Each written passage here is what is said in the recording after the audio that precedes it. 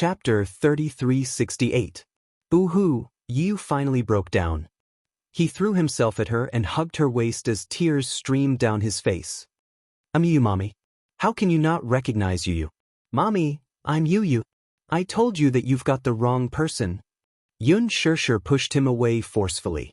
Yu lost his balance and fell backward, falling into the abyss.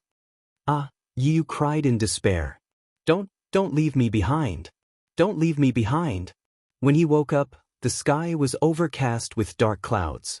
It was as if the end of the world had arrived. Yu stood on the gloomy grassland.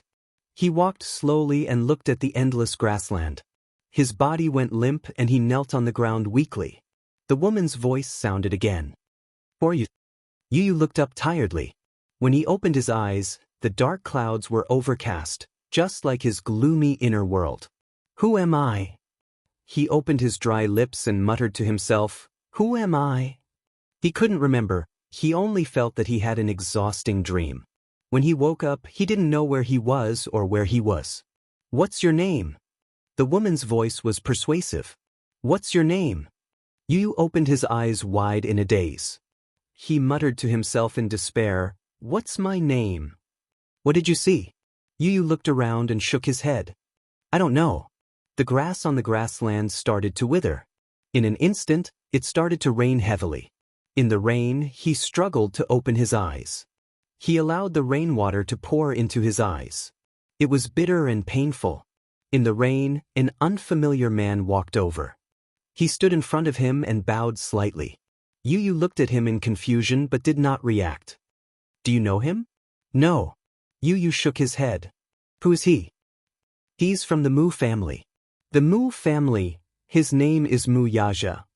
Yu muttered the name silently, but an unknown and unfamiliar feeling welled up in her heart. Do you hate him? Yu rubbed his eyes and tears fell. He did not know why he was crying. Hearing the woman's voice, he muttered doubtfully, Should I hate him? The man's figure gradually disappeared. In an instant, the world around him changed. Yu stood up. As far as his eyes could see, there was endless darkness. Below him was boiling hot lava, and in the middle of it were piles of white bones. The eerie fear invaded his heart. Do you remember your name? I don't know. Yu shook his head. I don't know anything. Then what do you know? Yu started to tremble. She tightened her shoulders and shivered. I only know that I'm alone. He was alone. He was alone. You're not alone. Yu looked up in disbelief. You have a name. I have a name? He stood up and complained, Liar. I don't have a name. I don't have a name. You have a name. The woman's voice said slowly, Your name is... Accompanied by a hoarse gasp, in the darkness, a pair of frightened eyes suddenly opened. A beam of moonlight reflected into the eyes, and the pupils suddenly contracted violently. The incandescent lamp above his head kept swaying, but the surroundings were pitch black. Under the dim light, the lonely shadow pulled at one's heart, and it was suffocating. Chapter 3369. He was so tired. It was as if he was sitting in a deep nightmare. In his muddle-headed state, he dreamed of many strangers. The child stood up. His body swayed slightly as he looked around. In the medical center, people were walking back and forth. The cold light shone on his body, but he couldn't feel any warmth. He was wearing a snow-white hospital gown. The front of his gown was slightly open, and it was covered with thin sheets to detect his heartbeat and pulse. Alice walked over and smiled at him. Fan, you're awake? He sat up slowly and held his forehead. He said tiredly, I seem to have had a very long nightmare. Alice smiled. Nightmare? What kind of nightmare was it? His gaze was slightly dazed and he smiled. Someone called my name, but that's not my name. Oh. Yu, he said these two words numbly, and his expression was blank. He heard someone calling his name, but the funny thing was he even dreamed of a woman. He kept chasing after the woman's back view, but the woman didn't turn back. He had already forgotten the face of the woman in his dream. He couldn't remember it clearly. Alice was stunned. She thought to herself that he had already gone through deep hypnosis, and many of his memories had already been sealed. However, the name Yu was still deeply etched in his mind. It seemed that it would take some time to completely seal his memories. Alice hugged him gently and said gently, "Gong Fan, it's just a nightmare. When you wake up, just forget about it." When Gong Xiaoying walked in, Yi was lying on the operating table in a deep coma. He had just gone through the 6th level of hypnosis. His young face was drenched in cold sweat, and his eyelids were trembling violently. Suddenly, a line of tears slowly flowed down and wet his sideburns. Gong Xiaoying walked over and looked at him. Even though he was in a deep coma, the weakness and helplessness on his face were very obvious. To him, this might be a nightmare. However, in fact, his memories were being sealed bit by bit in the depths of his mind. Usually, there weren't many opportunities to use this method. Most of the time, only when some mercenaries retired, Alice would choose to seal all their memories related to the Hurricane Group before letting them go. However, mercenaries from the Hurricane Group would choose to retire in a very small number of cases. Gong Xiaoying asked, "Have his memories been sealed? We still need to observe him carefully." Alice sighed. "This is an extremely painful process." Gong Xiaoying suddenly fell silent. After a long time, he suddenly asked, "How painful is it?" This child is extremely attached to memories related to Xianxia and Wuxia. He was very resistant at first, so the first attempt at hypnosis failed. Failed? Gong Xiaoying said meaningfully, "This word rarely comes out of your mouth." Alice looked up and said helplessly, "He's very resistant to the new name, Gong Fan.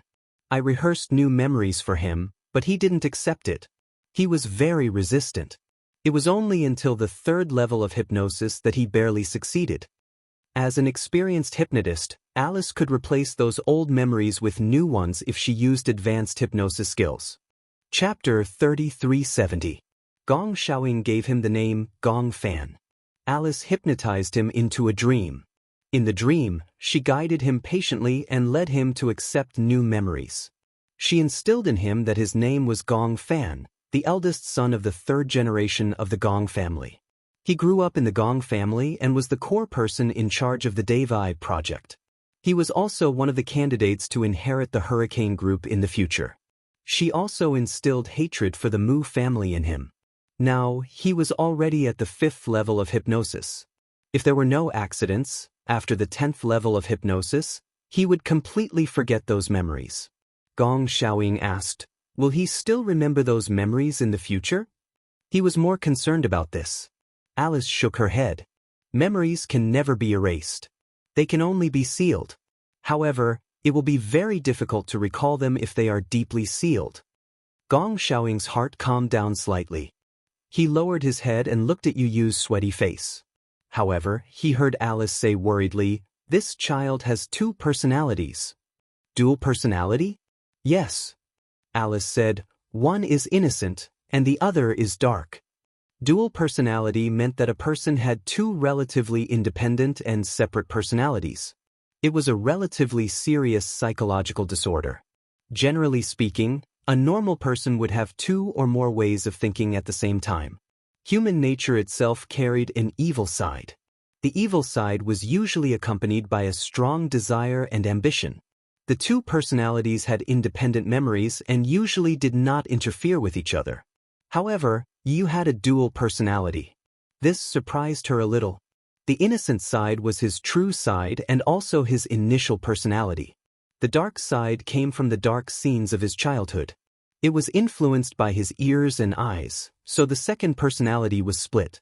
However, this second personality had always been suppressed by the innocent side and was rarely stimulated. Yu wanted to protect Xianxia. He did not hold back, rely on, and yearn for his mother. Therefore, the innocent and kind side had always been suppressed by the second personality. It would only be separated under special circumstances. Alice entered Yu Yu's memories and discovered this personality. She also discovered all the dark memories in this personality. These memories did not interfere with the memories of the original personality. However, after Alice sealed the memories of Xianxia and erased the memories of Wuxia, Xiao Yichen, and Yueyao, the original personality quickly disappeared. The second personality took over his body and completely took over his body. Alice said calmly, his original personality has completely disappeared.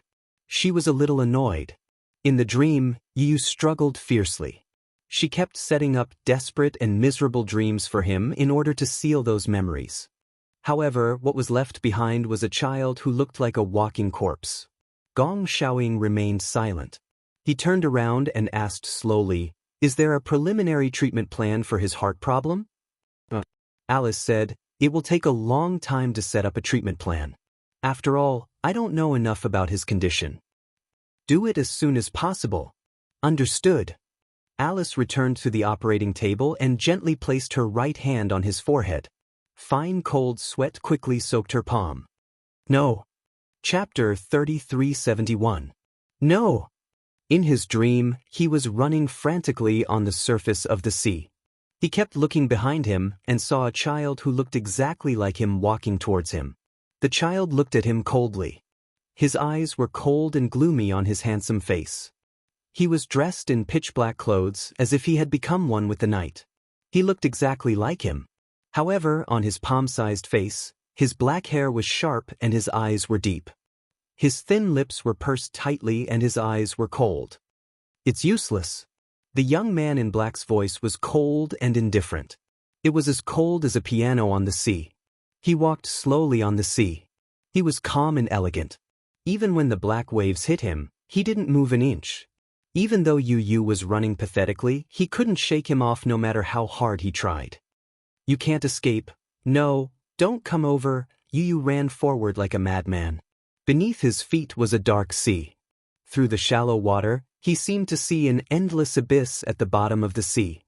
It was as if it was going to swallow him whole. Sharks swam around while wagging their tails. They opened their mouths from time to time, revealing their bloody mouths.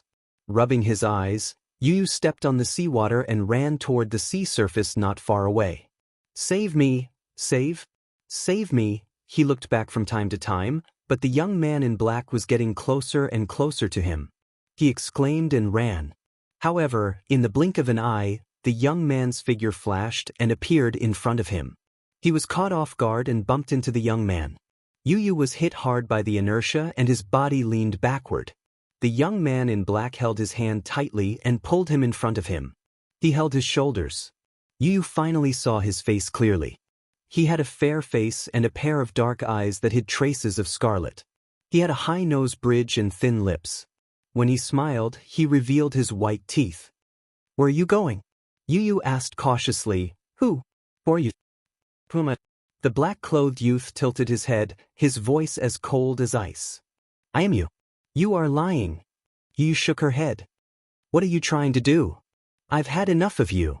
The black-clothed youth sneered arrogantly. "Yu, from today onwards, let me replace you. And you are not worthy of existence." "What?" The black-clothed youth tightly gripped his shoulder and pulled him into his embrace. He used so much strength that it was as if he wanted to fuse into his own flesh and blood. "Let's become one. Let me replace you." Yu struggled incessantly. However, the difference in strength was too great. He could only feel his body gradually turning into smoke and fusing with the black-clothed youth's body. "No!" Yu's eyes were filled with tears. Don't be afraid." The black-clothed youth smiled coldly and grabbed the back of his neck. As he lowered his head, his cold eyes slightly opened, revealing a sharp edge.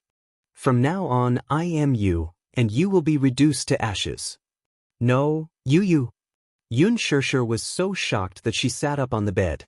She had woken up from a nightmare and was covered in cold sweat. She looked around. In the dark bedroom, Xianxia was sleeping beside her. He was frowning slightly but did not wake up. Only then did she realize that she had just had a nightmare. Chapter 3372. Xianxia lifted the blanket and got out of bed. She hurriedly took out her car keys and left the house. She walked to the garage and sat in the driver's seat. She started the car with trembling hands and slowly drove out of the garage. When Xianxia woke up, it was already midnight. He instinctively reached out, but the side of the bed was empty. "Mommy?" He instantly woke up. He sat up and called out, Mommy? There was no response in the empty room. Xiao Yichen immediately got out of bed and walked to the living room. He did not see Xianxia. Mu Yazhe leaned against the sofa. He was exhausted from the night of searching. He walked over and gently pushed his shoulder. Daddy? Mu Yazhe was not in a deep sleep. When he woke up, he opened his eyes and saw that it was his father. What's wrong? Mommy is missing. What? Mu Yazhe took his jacket and walked into the garage. He realized that the Mercedes-Benz was gone. It had probably been driven away. Xiao Yichen asked anxiously, "Where did Mommy go?" "I know where she went." Mu Yazhe bowed and said, "Get in the car." The father and son got into the car and drove toward the harbor. For the past 3 days, Gong Jie had deployed more than 10 patrol boats to carry out a large-scale salvage operation. The area where Yu had gone missing was getting smaller and smaller. However, the area where Yu had gone missing was expanded to 10 nautical miles. Not a single corner was missed. A large-scale search was carried out, but there was still no news. It was as if she had disappeared from the face of the earth. Dozens of underwater robots dove a few thousand meters into the sea to investigate, but they still could not find any clues. However, even though the cost of salvaging alone was a few million USD per day, no one said that they would give up. No news was the best news so far. However, as time passed, Gong Jie's faith was gradually eroded. The golden rescue time was within 72 hours. 72 hours were about to pass. This meant that Yu's chances of survival were very slim. However, if he was alive, he wanted to see him. If he was dead, he wanted to see his corpse. He would not give up. The car arrived at the port. Mu Yazhe got out of the car and walked to the port. The huge port was noisy. He suddenly thought of a place. He picked up Xiao Yichen and ran towards the beach. At dawn, the horizon shimmered faintly. Mu Yazhe walked to the seaside and saw Xianxia standing by the seaside. She was staring at the sea, motionless.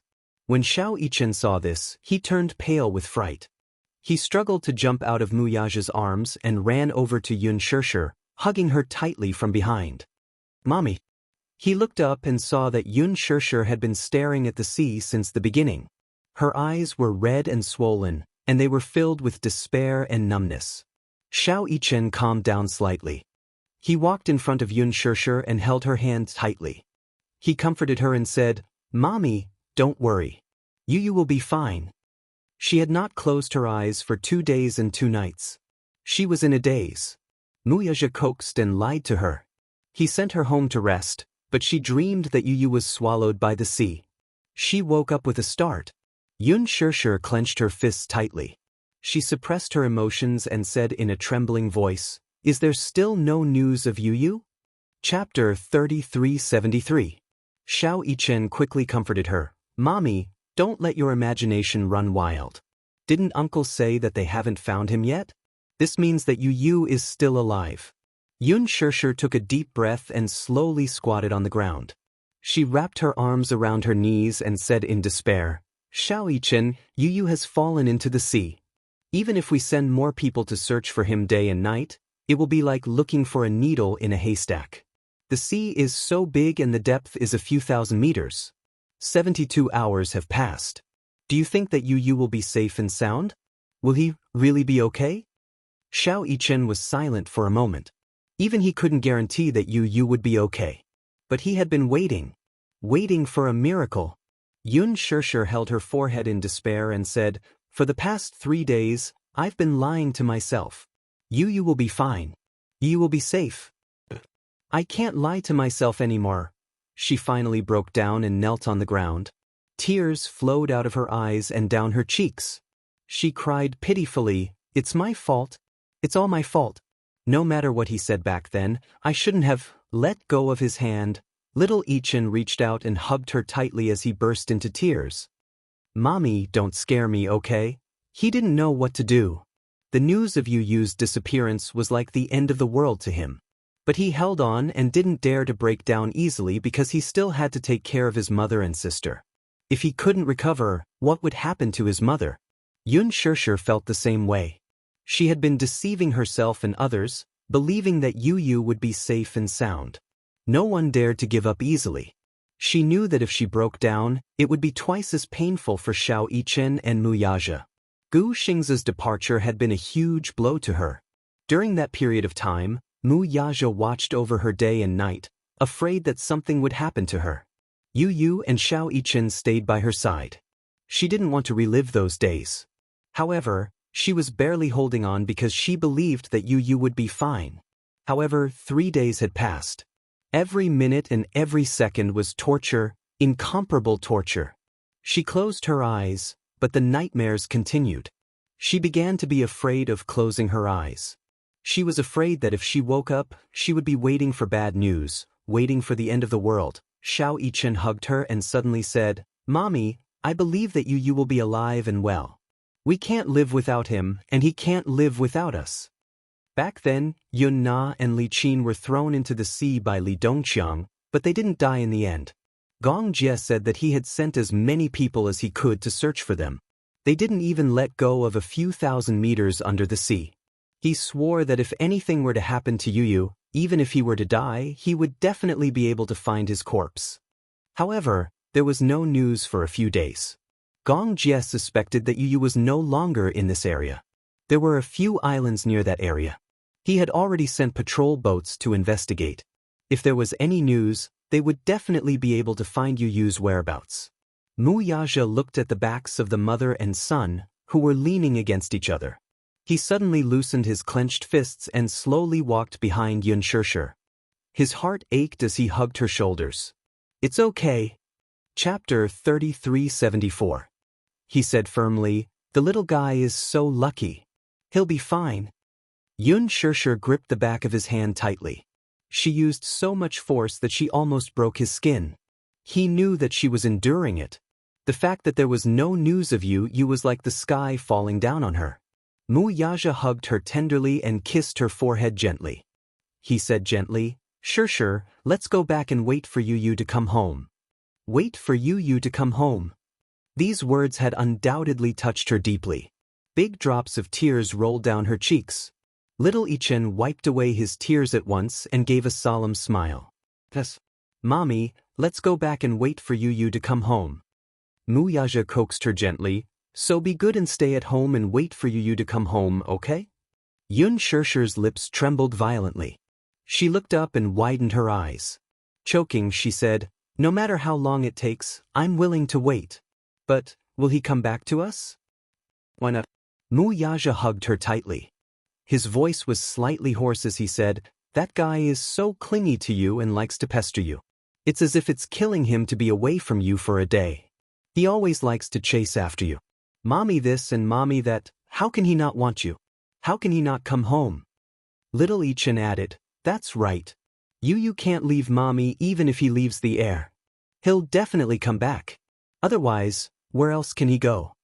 Yun Shishir couldn't stop her tears anymore. She nodded pathetically. Ever since Yu Yu was born, he had been like her little tail that she couldn't shake off no matter how hard she tried. She recalled how the little guy was extremely unwilling to spend time with Mu Yaja. He hugged her and said coquettishly, "Mommy, you belong to Yu Yu alone. Yu Yu doesn't want daddy. Yu Yu only wants mommy." She still remembered when she brought him to Fairy Tale Valley to play. Even though she couldn't participate in many of the activities, she still smiled brightly. Back at the hospital, when she treated Xiao Yichen slightly better, he would make things difficult for her unwillingly. Until she said seriously, "Yu Yu, you know what? Mommy doesn't belong to you alone." At that moment, Yu Yu's eyes reddened. How could he not know that she also had feelings and free will? However, only the heavens knew how much mental work he had done before he let go and accepted Mu Yaja and Xiao Yichen. He had always been stingy and unwilling to share his mother's love with anyone else. However, he accepted Xiao Yichen and Mu Yaja from the bottom of his heart. "No matter what choice mommy makes, I will definitely be by mommy's side. Because Yu Yu can't live without mommy, and mommy can't live without Yu Yu either." Since the beginning of his life, they had depended on each other for survival. She was the brightest dawn in his life and the warmth that he couldn't bear to part with. Yu Yu's love for Xiao Yichen and Mu Yaja was mostly because he loved them both. When they got home, Wuxia carried Xianxia to the bed and lay down beside her. He hugged her gently and said calmly, "Rest well. Don't let your thoughts run wild." Xianxia suddenly turned around and threw herself into his arms. She hugged him tightly and greedily absorbed the warmth from his body. "Don't leave me," the man's lips curled into a smile. "Yes, I'll stay with you. I won't go anywhere." Chapter 3375. He hugged her for a long time before he slowly fell asleep. However, Xianxia was no longer sleepy. He pushed open the bedroom door and was greeted with a cold and empty room. He turned on the lights and the room instantly lit up. He walked to the bed and sat on his side. This bed was his and Yu's bed. Ever since they moved here, they had been sleeping on the same bed. He was the one who suggested it. At first, Yu was very against it. However, he met such a clingy older brother and insisted on sleeping with him, saying that he was afraid of the dark. He still remembered how Yu drew a line on the bed and said arrogantly, "You're not allowed to cross the line. Do you understand? If you cross the line, I understand." He lay down on the bed and pointed at the line. He didn't know whether to laugh or cry as he said, "I'm not allowed to cross the line, right? I understand." However, no matter how well he planned it, every time he slept in the middle of the night, he would find himself in all sorts of weird positions and squeeze to Yu's side. Sometimes his calf would be on his stomach. Sometimes his arm would be on his chest. Sometimes he would feel cold in his sleep and he couldn't help but hug Yu.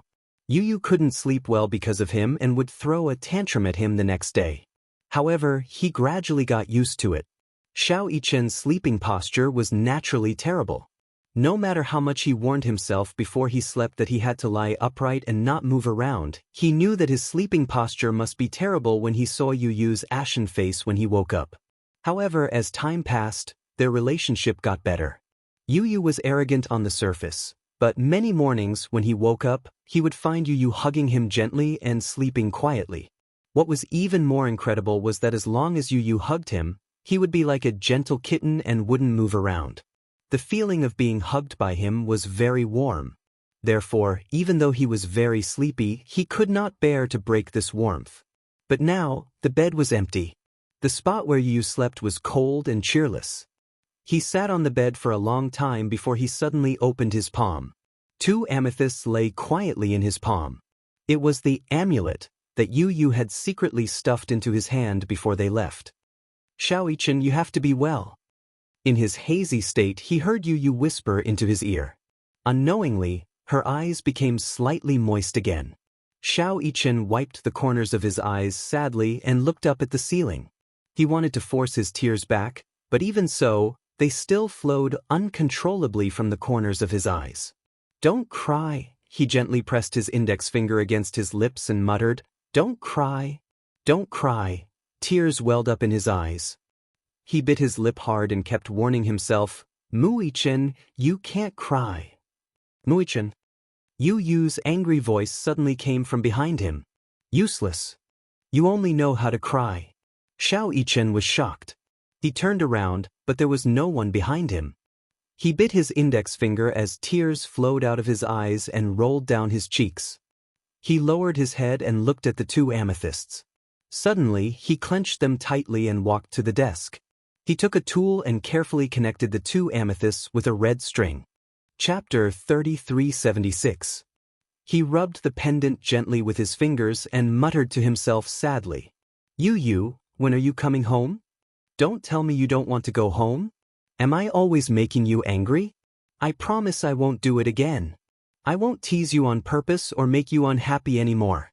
Xianxia pursed his lips and said, "The important thing is, when are you coming home?" He returned to the bed and lay down quietly. Looking at the empty space beside him, he reached out his arms in a daze, imagining Yu lying beside him. He wanted to hug him, but his arms grabbed nothing. Xianxia's nose stung again. He gritted his teeth, clutched the blanket tightly, and let out a helpless whimper.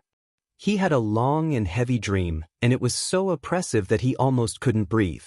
In the dream, the entire sky was gray and overcast with dark clouds. It gave off a very heavy feeling, and there was a strong aura of destruction.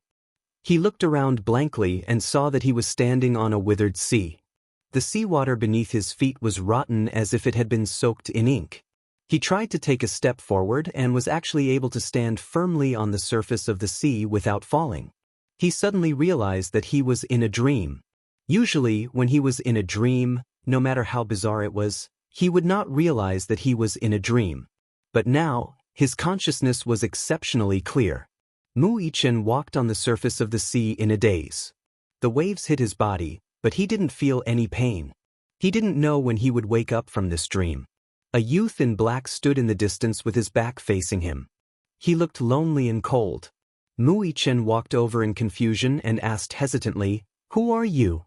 The youth in black had his back facing him and didn't say a word, as if he didn't hear him. Mu Yichen walked closer and raised his voice slightly. "Who are you?" The youth in black finally reacted, but he didn't turn around immediately. Instead, he walked forward. Mu Yichen suddenly felt strange and quickened his pace to catch up with him. The black-clothed youth walked casually, as if he was taking a stroll in a garden. Mu Yichen chased after him until he was out of breath. From time to time, waves would hit him, hindering his footsteps.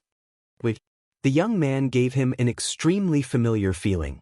Mu Yichen quickened his pace and finally caught up with her. He said, "Wait." The black-clothed youth seemed to have finally heard his words. He suddenly stopped in his tracks, but his back was still facing him. Mu Yichen stopped in his tracks and panted for a moment. He stretched out his hand and gently clasped his shoulder. "Who are you?" Just as her hand touched his shoulder, she felt a gust of cold air pressing against her. He couldn't help but retract his hand, but he saw the black-clothed youth turn his head slightly, and a handsome and familiar face immediately entered his eyes. "Yu." Mu Yichen became nervous. "Yu, why are you here?" The black-clothed youth turned slightly and looked back at him. His empty and dark eyes seemed to be puzzled. "Yu?" This name seemed extremely unfamiliar. The black-clothed youth repeated it silently and sneered. "Who's Yu?" Mu Yichen's heart clenched tightly. "Yu, don't you recognize me? I'm your brother." The black-clothed youth sized him up coldly and his lips curved into a thin smile. "Brother?" Chapter 3377. Big Brother? His voice was as cold as ice, devoid of any warmth. Xiao Yichen suddenly felt that the young man in front of him was extremely unfamiliar. Even though his facial features and eyes were exactly the same as Yu's, his cold, affectionate gaze and empty eyes without any warmth or focus made him feel like a stranger.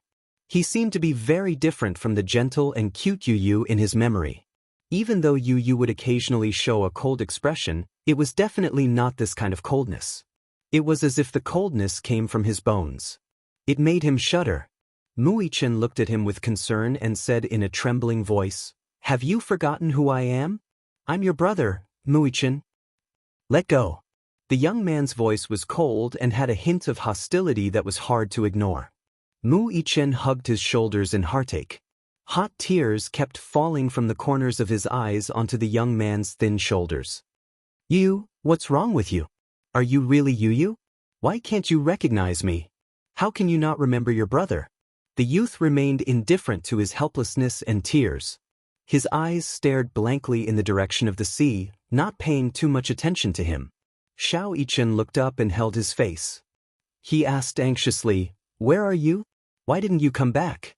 Mommy, Daddy, little sister and I are waiting for you to come home. When are you coming home?" The young man's cold eyes closed indifferently and then opened again indifferently. His pitch-black pupils were like an abyss, without any focus. He could not even see his own reflection in his eyes. "Yu." Xiao Yichen hugged him tightly and refused to let go. "Yu, can you not scare me? Take a good look at me. Can't you recognize me?" Hearing this, the young man pushed him away coldly and narrowed his eyes dangerously. "You've got the wrong person." After saying that, he turned around and walked away slowly. Xiao Yichen saw this and quickly chased after him. He reached out to grab his arm, but the young man waved him away expressionlessly. "Don't follow me anymore." Xiao Yichen's body fell to the surface of the sea. The seawater splashed up and surrounded him, but he struggled to get up and chased after him. You. He used all his strength to catch up to him. In a flash, he was in front of him and picked up the pendant around his neck.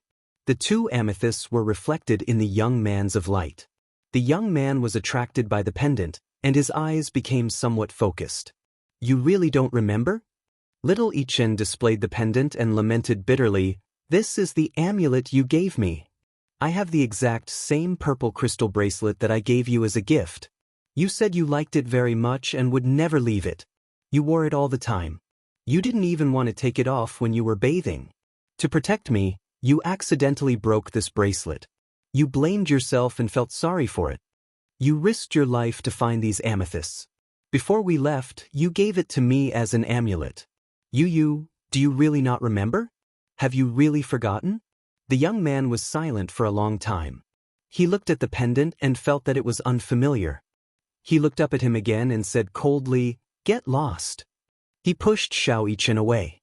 Behind the young man, a stormy sea that was dozens of meters high suddenly rose and covered him. Chapter 3378. Xiao Yichen held his breath in shock. In the next second, the waves hit him and pushed him deep into the sea. Xiao Yichen opened his mouth and the salty seawater flowed into his mouth continuously. For a moment, he felt suffocated and had difficulty breathing. It was so real that it didn't feel like a dream at all. It felt so real that it really happened. He opened his eyes and saw the young man gracefully stepping on the water and leaving calmly. He opened his mouth and wanted to call his name, but all he could do was drink a few mouthfuls of bitter seawater. On the bed, Xiao Yichen suddenly opened his eyes. His eyelashes were wet with tears and they kept rolling down from the corners of his eyes.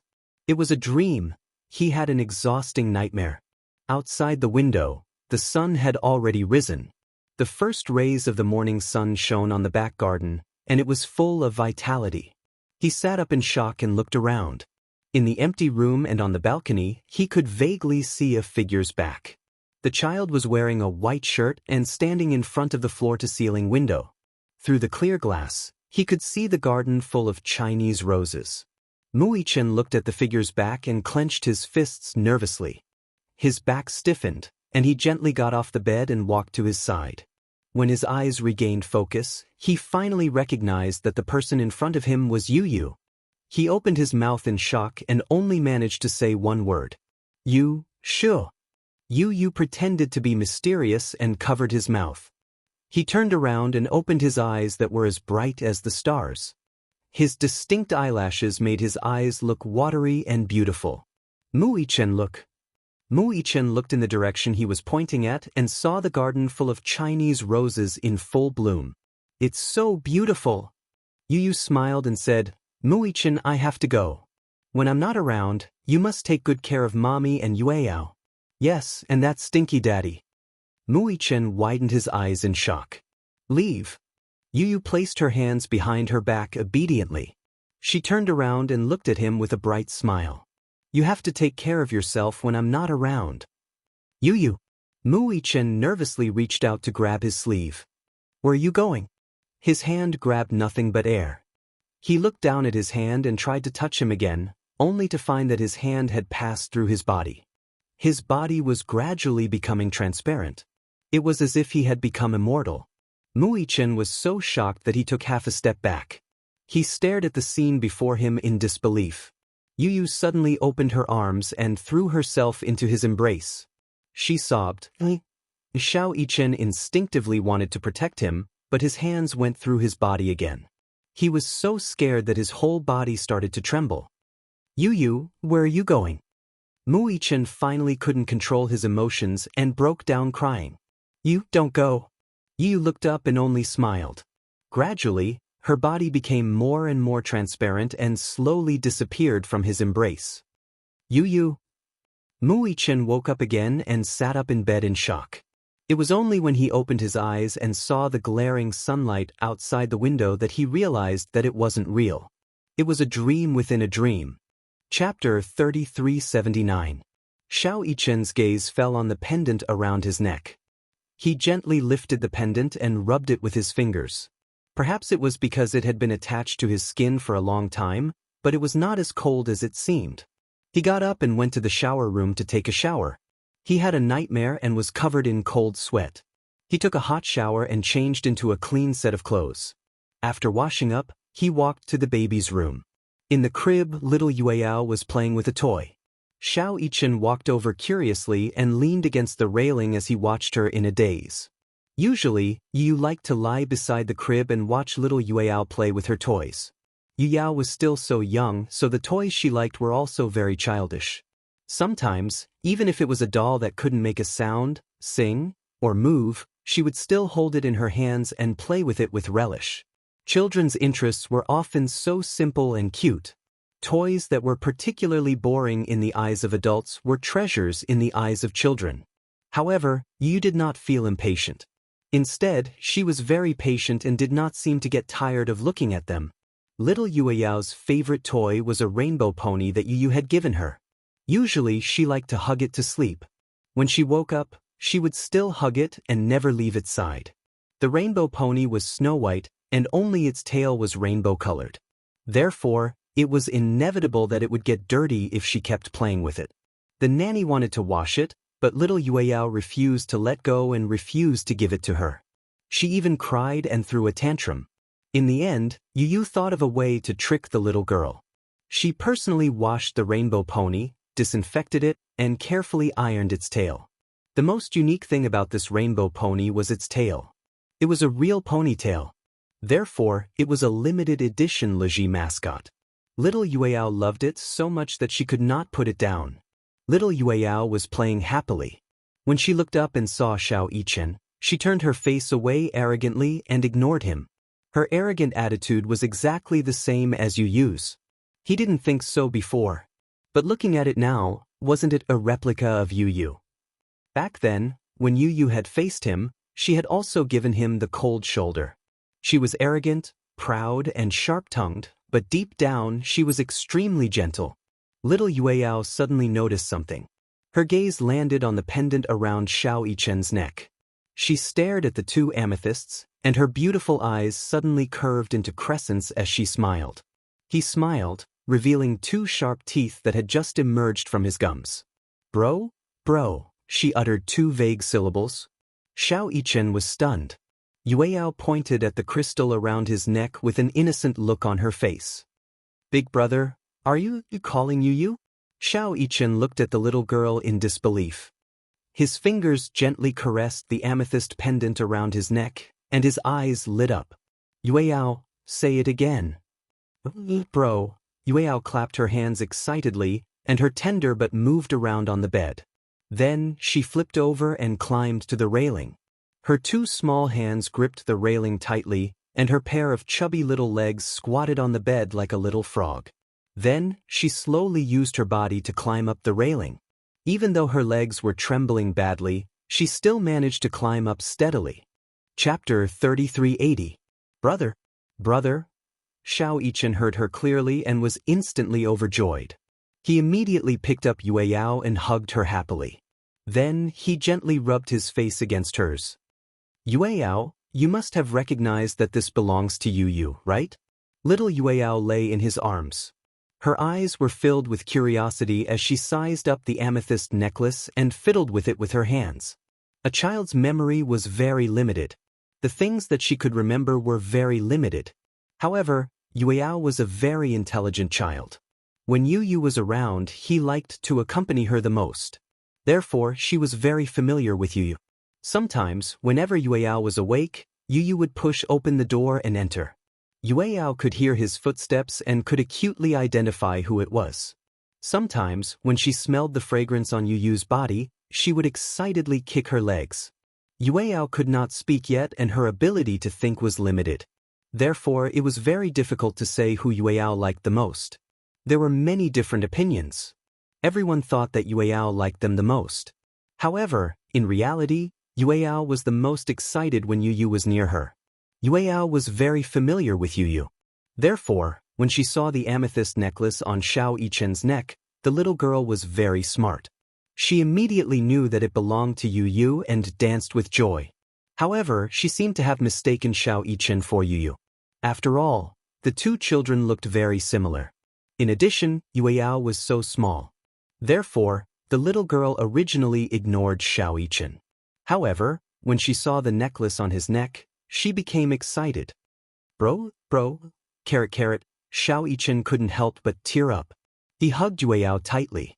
He had just woken up from a nightmare and was exhausted, but because of her words, he finally couldn't hold back his tears. Bro, little Yueyao didn't understand his tears. He fiddled with the amethyst with great interest, as if he couldn't bear to part with it. She didn't understand Mu Yichen's grief and heartache, and she couldn't read his tears either. She was completely attracted to the purple crystal. Seeing how much she liked it, Xiao Yichen returned to his room and took the purple crystal apart. There were 2 of them in total, so he made 2 of them. When he returned to the baby's room, he tied the anklet that he had made around the little Yueyao's ankle. One for you, one for me. Xiao Yichen fiddled with the amethyst pendant and smiled at her. But you're not allowed to lose it. This is the amulet you gave us. Little Yueyao hugged her ankle. For a moment, she lost her balance and fell on the bed. Xiao Yichen was amused. As he laughed, his tears dried up unknowingly. The little guy finally knew how to speak, but the first word he learned was not daddy or mommy, but brother. This made him not know whether to laugh or cry. If Yu were here, he would be beaming with joy, right? Even in his dreams, he wanted to hear little Yueyao call him brother. However, he did not mention it to Xianxia, as he was worried that his mommy would think of him when she saw it. The salvage work was still going on in an orderly manner. Gong Jie deployed 2 more patrol boats. The lineup was so huge that it almost affected the sea route hub. However, half a month had passed, and there was still no news of the baby. Chapter 3381. Xianxia was not willing to give up even the slightest chance. Apart from sleeping, she spent most of her time on the ship waiting for news. However, half a month had passed, and there was still no news. Even so, no one said that they wanted to give up. Xiao Yichen firmly believed that Yu was definitely still alive. Perhaps it was because of the special telepathy between the twins. Sometimes he would dream. In his dreams, he would often see Yu. However, Yu had become more and more unfamiliar to him. His back was always facing him. No matter how much Xiao Yichen shouted his name, he remained indifferent. It was as if there was an invisible wall between them, and he could not hear his voice. However, Xiao Yichen firmly believed that Yu was definitely still alive. He told Xianxia about this dream, and Xianxia also thought that it was magical. Originally, she did not believe in something as bizarre as telepathy. However, this was not the only case. Before this, she had experienced Xiao Yichen's magical telepathy. She realized that between Xiao Yichen and Yu, Xiao Yichen's telepathy was especially sensitive. In the past, even before Xiao Yichen met Yu, he would often dream of Yu. It was as if his soul had floated into Yu's body, and he could clearly sense all of Yu's senses. He had once mentioned something to Xianxia. That was, Yu once had a fever. He was dizzy and lay in bed in a daze. Xiao Yichen said that he had a dream that time. He dreamed that he was lying in bed, and a gentle woman was sitting by the bed, feeding him medicine. That feeling was so real and clear. It was as if he had a fever. When he woke up, he was sweating all over, as if he had just experienced a nightmare. Yu had forgotten about this incident, but Xiao Yichen remembered it clearly. In addition, he often felt angina. After a checkup, all his physical indicators were very healthy, even surpassing the excellent indicators of children his age. His physical fitness was extremely strong. However, it was an undeniable fact that he was suffering from angina. Sometimes, when the pain was too much, he would clutch his chest and freeze on the bed, not daring to move. He was such a painful child, but he broke out in a cold sweat from the torture of angina. Mu Yaja couldn't figure out the reason, but even the most authoritative experts couldn't explain the cause. However, Yu did not sense it so clearly. Compared to little Yichen, he was a little slow in this aspect. However, Xiao Yichen wasn't the only exception among the Geminis. All over the world, many Geminis had a mysterious telepathy with each other. However, Xiao Yichen's was especially strong. Hence, when Xiao Yichen told Xianxia about this dream, she, who was originally depressed, was suddenly filled with hope when she heard this. She also firmly believed that Yu would be fine. Before Yu fell into the sea, news came from the hospital that something had happened to Mushi. When Mushi found out that Yu was in trouble, she felt guilty and knelt outside the villa for a day and a night, hoping to get Xianxia's forgiveness. However, Xianxia avoided her. She couldn't forgive her. However, she knew Mushi's unspeakable difficulties. Even so, she still couldn't forgive her. Chapter 3382. To be fair, Xianxia treated her assistant well. To her, the latter was not just an ordinary assistant but a friend. She even invited her to be her bridesmaid at her wedding. This meant that, to Xianxia, Mushi was as important as a family member. However, the assistant betrayed her. This was what she could not forgive the most. She trusted her wholeheartedly and did not doubt her words at all. Whatever the assistant said was the truth. She rarely trusted someone so much, and that was because the assistant was Qin Zhou's subordinate. However, the assistant's betrayal was truly heartbreaking. When Qin Zhou found out about this, he was furious. He even thought of punishing the assistant harshly. However, he was busy taking care of Xianxia at that time and could not find the time. The assistant had always wanted to see Xianxia. Whether she forgave her or not, she had to at least apologize to her face to face. She begged the manager, but he replied, "Xianxia trusted you so much, yet you betrayed her. Do you still expect her to forgive you? She doesn't even want to see you. Mushi, I'm utterly disappointed in you. I advise you to disappear from Xianxia's sight. Otherwise, don't force me to take action." The assistant trembled with fear when she heard this. She was not afraid of Qin Zhou taking action, but she was almost crushed by self-reproach. A month after Yu fell into the sea, she slit her wrists at home to commit suicide. However, she was discovered in time and sent to the hospital. Her original intention was very simple, and that was to pay a life for a life. A debt of blood must be paid with blood. She harmed Xianxia and Yu, so she would use her life to pay for it. Although she understood that her life might not be important to Xianxia, this was the best way she could think of. She did not ask for forgiveness. She only hoped to atone for her sins to the greatest extent. However, her suicide attempt did not succeed. The overflowing water from the bathtub seeped downstairs. The neighbors downstairs called the police and found her committing suicide at home. Hence, she was sent to the hospital in a hurry.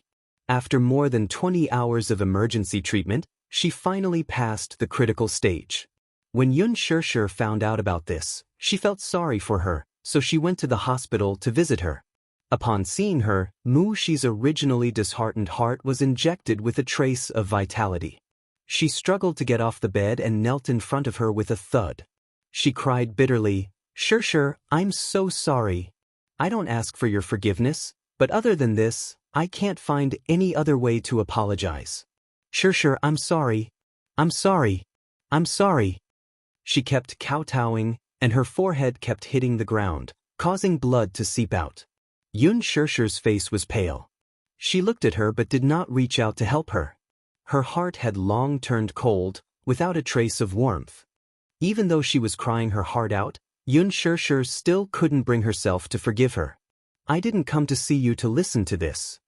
Xianxia smiled coldly. "You feel guilty, don't you?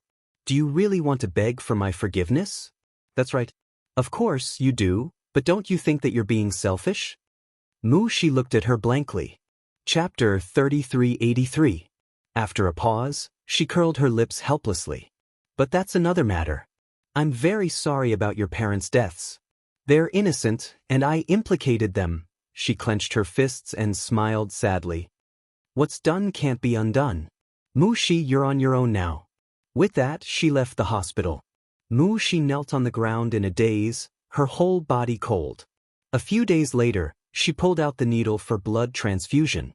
In the middle of the night, she left a letter and took the drug. She believed in Buddhism, so she believed that people who committed suicide would go to hell. This was her way of returning home, and it was also the most dignified way for herself.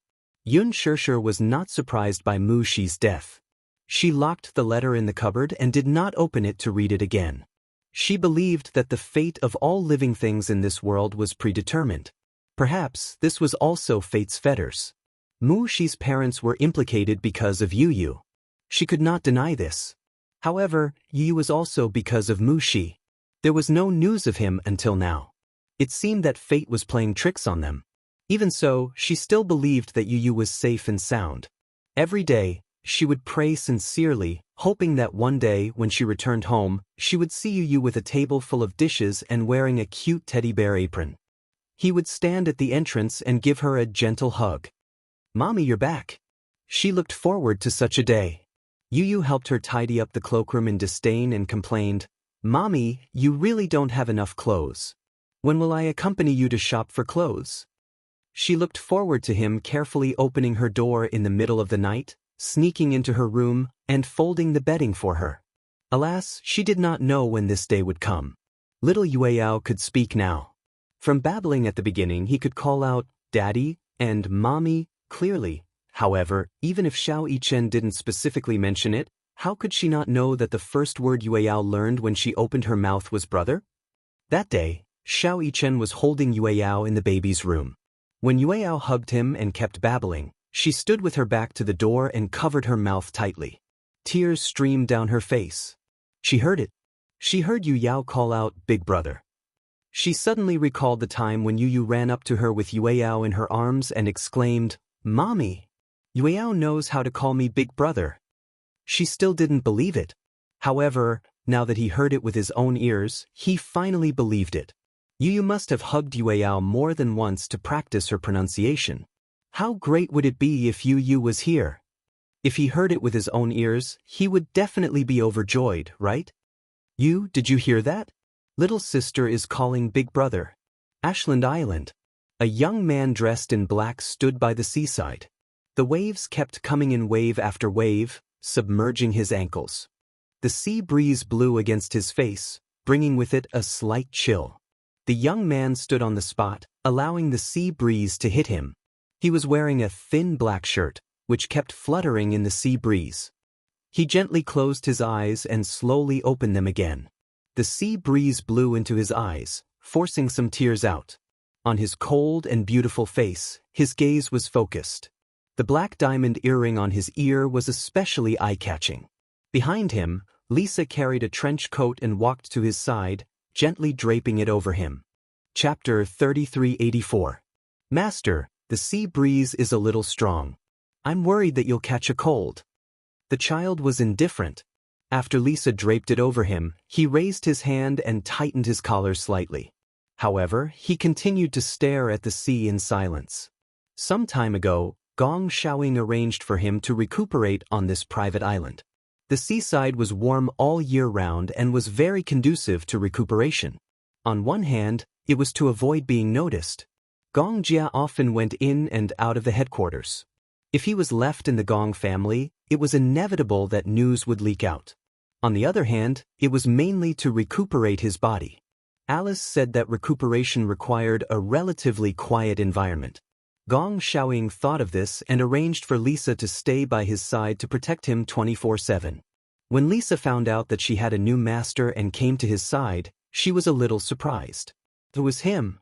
Although his name had changed and he was no longer Yu Yu, but Gong Fan, his personality seemed to be very different from before. When he woke up, he liked to stand by the sea and gaze at the sea.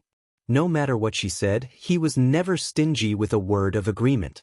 When he was still called Yu Yu, although he sometimes showed maturity that did not match his age, most of the time, he was still as innocent and naive as a child. However, now that he had become Gong Fan, he had become a person that she could not see through. He did not speak often. At most, he would speak less than 10 sentences a day. He was concise and to the point. However, after spending some time together, they had developed some tacit understanding. Sometimes she could understand what he meant with just one look. He would only say something once. If she could not hear it clearly, he would not repeat it a second time. When he came to this island, other than cooperating with Alice's treatment, he was very punctual with his 4 meals a day. Every morning at 7 o'clock, he would wake up naturally. When he woke up, he would walk around the beach and then return to the study room to read for the entire morning. After lunch, he would go to the medical center for a checkup. His physical condition was very bad. After a period of recuperation, his various functions had been improved and optimized. Sometimes, when Alice was not on the island, he would enter the laboratory in the afternoon to study quantum transmission. At night, after dinner, he would go to bed early to rest. Lisa knew very well that his silence was not only because he was cold, but also because many of his memories had been sealed away. As a result, his mind sometimes went blank. The only thing that left a deep impression on him was the Heavenly Eye project. Normally, he would lock himself in the laboratory and constantly check the formulas. Sometimes, she would walk in and accidentally see him leaning over the table, breathing lightly. When she saw this, her heart ached a little, but there was nothing she could do. She knew that it was Gong Xiaoying's order that Alice sealed his memories. He was arranged to stay on this island, and she dutifully protected him. "Master, the wind is getting stronger. Let's go back," she whispered beside him. Gong Fan didn't say anything. His back didn't move at all. His skin was almost numb from the cold sea wind, but even he himself didn't know what he was waiting for by the seaside so stubbornly. The temperature gradually dropped, and the cold wind was bone-chilling. He suddenly turned around expressionlessly and walked towards the villa. Lisa immediately followed behind him. Chapter 3385. Xiao Bao had always been troubled by one thing. That was, his mother didn't seem to be very happy staying in the Gu family. Chu Ho settled down in the Gu family. In fact, she didn't want to stay here. The huge Gu family was more like a prison to her, completely restricting her freedom. However, she had no choice but to stay here because of Xiao Bao. She couldn't leave him. He was her only support. Therefore, even if it was for Xiao Bao, she had no choice but to stay in the Gu family. Gu Jinglian sent a maid to serve her. In ancient times, this would be considered a personal maid. However, Chu Ho knew that this maid was staying by her side. On the surface, it looked like she was taking care of her daily life, but in fact, she was monitoring her in disguise. Gu Jinglian seemed to value Xiao Bao very much. This was beyond her expectations. Based on her understanding of Gu Jinglian, this man was a typical man who didn't believe in marriage. He didn't think much of women and children. He didn't seem to care much about descendants. It wasn't as if there weren't women who used all kinds of methods to get pregnant with his child and climb up the social ladder. However, Gu Jinglian was very vigilant about this matter, so no accidents had ever happened. She was probably the only exception. The maid who served her was called Jian Jun. She wasn't an ordinary maid. Chu Ho had seen the lines on her arms by chance and knew that she must be a woman who knew martial arts. Therefore, she wasn't close to Jian Jun. At first, when she was in the Gu family, she was ordered to leave the house and was grounded. In the Gu family, she did not have anywhere to go. She could only stay in her room, read books, or actively train. Her body gradually recovered, but after a long day, it was dull and boring. Later, Xiao Bao cried badly and pestered Uncle Fu for his mother. Uncle Fu reported it to Gu Jinglian, and Chu Ho finally had the right to go out. She usually woke up early to send Xiao Bao to kindergarten. In the afternoon, she and Uncle Fu would go to pick up Xiao Bao from school. The task of sending and fetching fell on her. Xiao Bao would pester her every night and sleep with her. The kindergarten gave a lot of homework. Some were homework to read outside the classroom, but most of it was manual work. However, Xiao Bao didn't seem to have any talent in manual work. He could draw half-heartedly, but when it came to cutting paper or other handicrafts, he had to beg the others in the Gu residence. For example, one day, the kindergarten gave homework to the children to make a three-dimensional greeting card. Xiao Bao. Uncle Fu immediately patted his chest and volunteered, "Isn't this a simple task?" Thus, he prepared a pair of scissors and colorful paper and started to work boldly and decisively. Half an hour later, Uncle Fu presented his work to Xiao Bao as if he was presenting a treasure. Xiao Bao looked at the messy mess and wanted to cry. Uncle Fu gritted his teeth and immediately gathered a group of men in the Gu residence to the study. When Chu Ho arrived at the study, she was shocked by the array of men in front of her. She saw a group of muscular, tall, and strong fighters of the Gu family hunched over a pile of paper with a frown. They held a pair of scissors and gestured up and down, but didn't know where to start. They were used to holding guns, fighting, being stabbed, and bleeding, but it was really difficult for a group of strong men to cut something so delicate with such a small pair of scissors. Chapter 3386. Half an hour later, a group of men were crying and begging for mercy. "Young master, if you want us to start a fight, we can do it. We guarantee that we will climb a mountain of swords and plunge into a sea of fire. But making a greeting card is too difficult. We don't know how." Xiao Bao said angrily, "Who wants you to fight and kill? It's just a simple manual task. Can't you do it?" "We really don't know how to do it." Yeah. This is much harder than beating people up." "That's right. When we were young, it was already a luxury to have food to eat and a book to study to. Unlike now, we don't know how to give such difficult homework." Xiao Bao hated them for being so disappointing, so he asked Gu Jinglian for help. Thus, he took the notebook and walked to Gu Jinglian's study. Gu Jinglian was practicing calligraphy when Xiao Bao pushed the door open and walked in. He climbed onto him on all fours, laid out the handmade paper and scissors in front of him, and pressed them on the Xian paper. He demanded righteously, "Uncle, make a greeting card for me." Gu Jinglian was speechless. He looked coldly at the ink stain that Xiao Bao had accidentally spilled onto the Xian paper. He held back his anger and asked through gritted teeth, "Do you want to die?" "Uncle, please help me." Xiao Bao tugged at his sleeve pitifully and was about to cry. "If you don't help, I won't be able to find anyone to help me. Make it yourself." "But I don't know how to do it." Xiao Bao said pitifully, "I don't know how to use scissors. It's so hard to learn." He bit his lip and stretched out his hands pitifully. His fingertips were full of scissors. It was obvious that he had been cut by scissors. Gu Jinglian furrowed his brows. A hint of nervousness finally appeared in his eyes. "What happened?" "I don't know how to use scissors. That's why I keep cutting my fingers." Gu Jinglian's lips twitched violently. He said impatiently, "So troublesome." However, even though he was stubborn, he still picked up the scissors and snorted coldly. "What do you want to make?" "Greeting card." Xiao Bao smirked. "The three-dimensional kind. A 3D greeting card? Who would do that?" Gu Jinglian's face was gloomy. He folded a piece of handmade paper into two halves and then waved his brush. A minute later, Xiao Bao stared blankly at the greeting card that Gu Jinglian had made. It was a piece of white handmade paper. It was folded in half and there were two large words written on it with a brush. "Three-dimensional." "Done." Gu Jinglian rested his chin on his hand. "A 3D greeting card." Xiao Bao's eyes widened in shock. "That's how it works? Didn't you say you want to make a 3D greeting card?" Gu Jinglian pointed at the two words on it. "Yes, it's very three-dimensional." "Xiao Bao, this was truly a painstaking effort."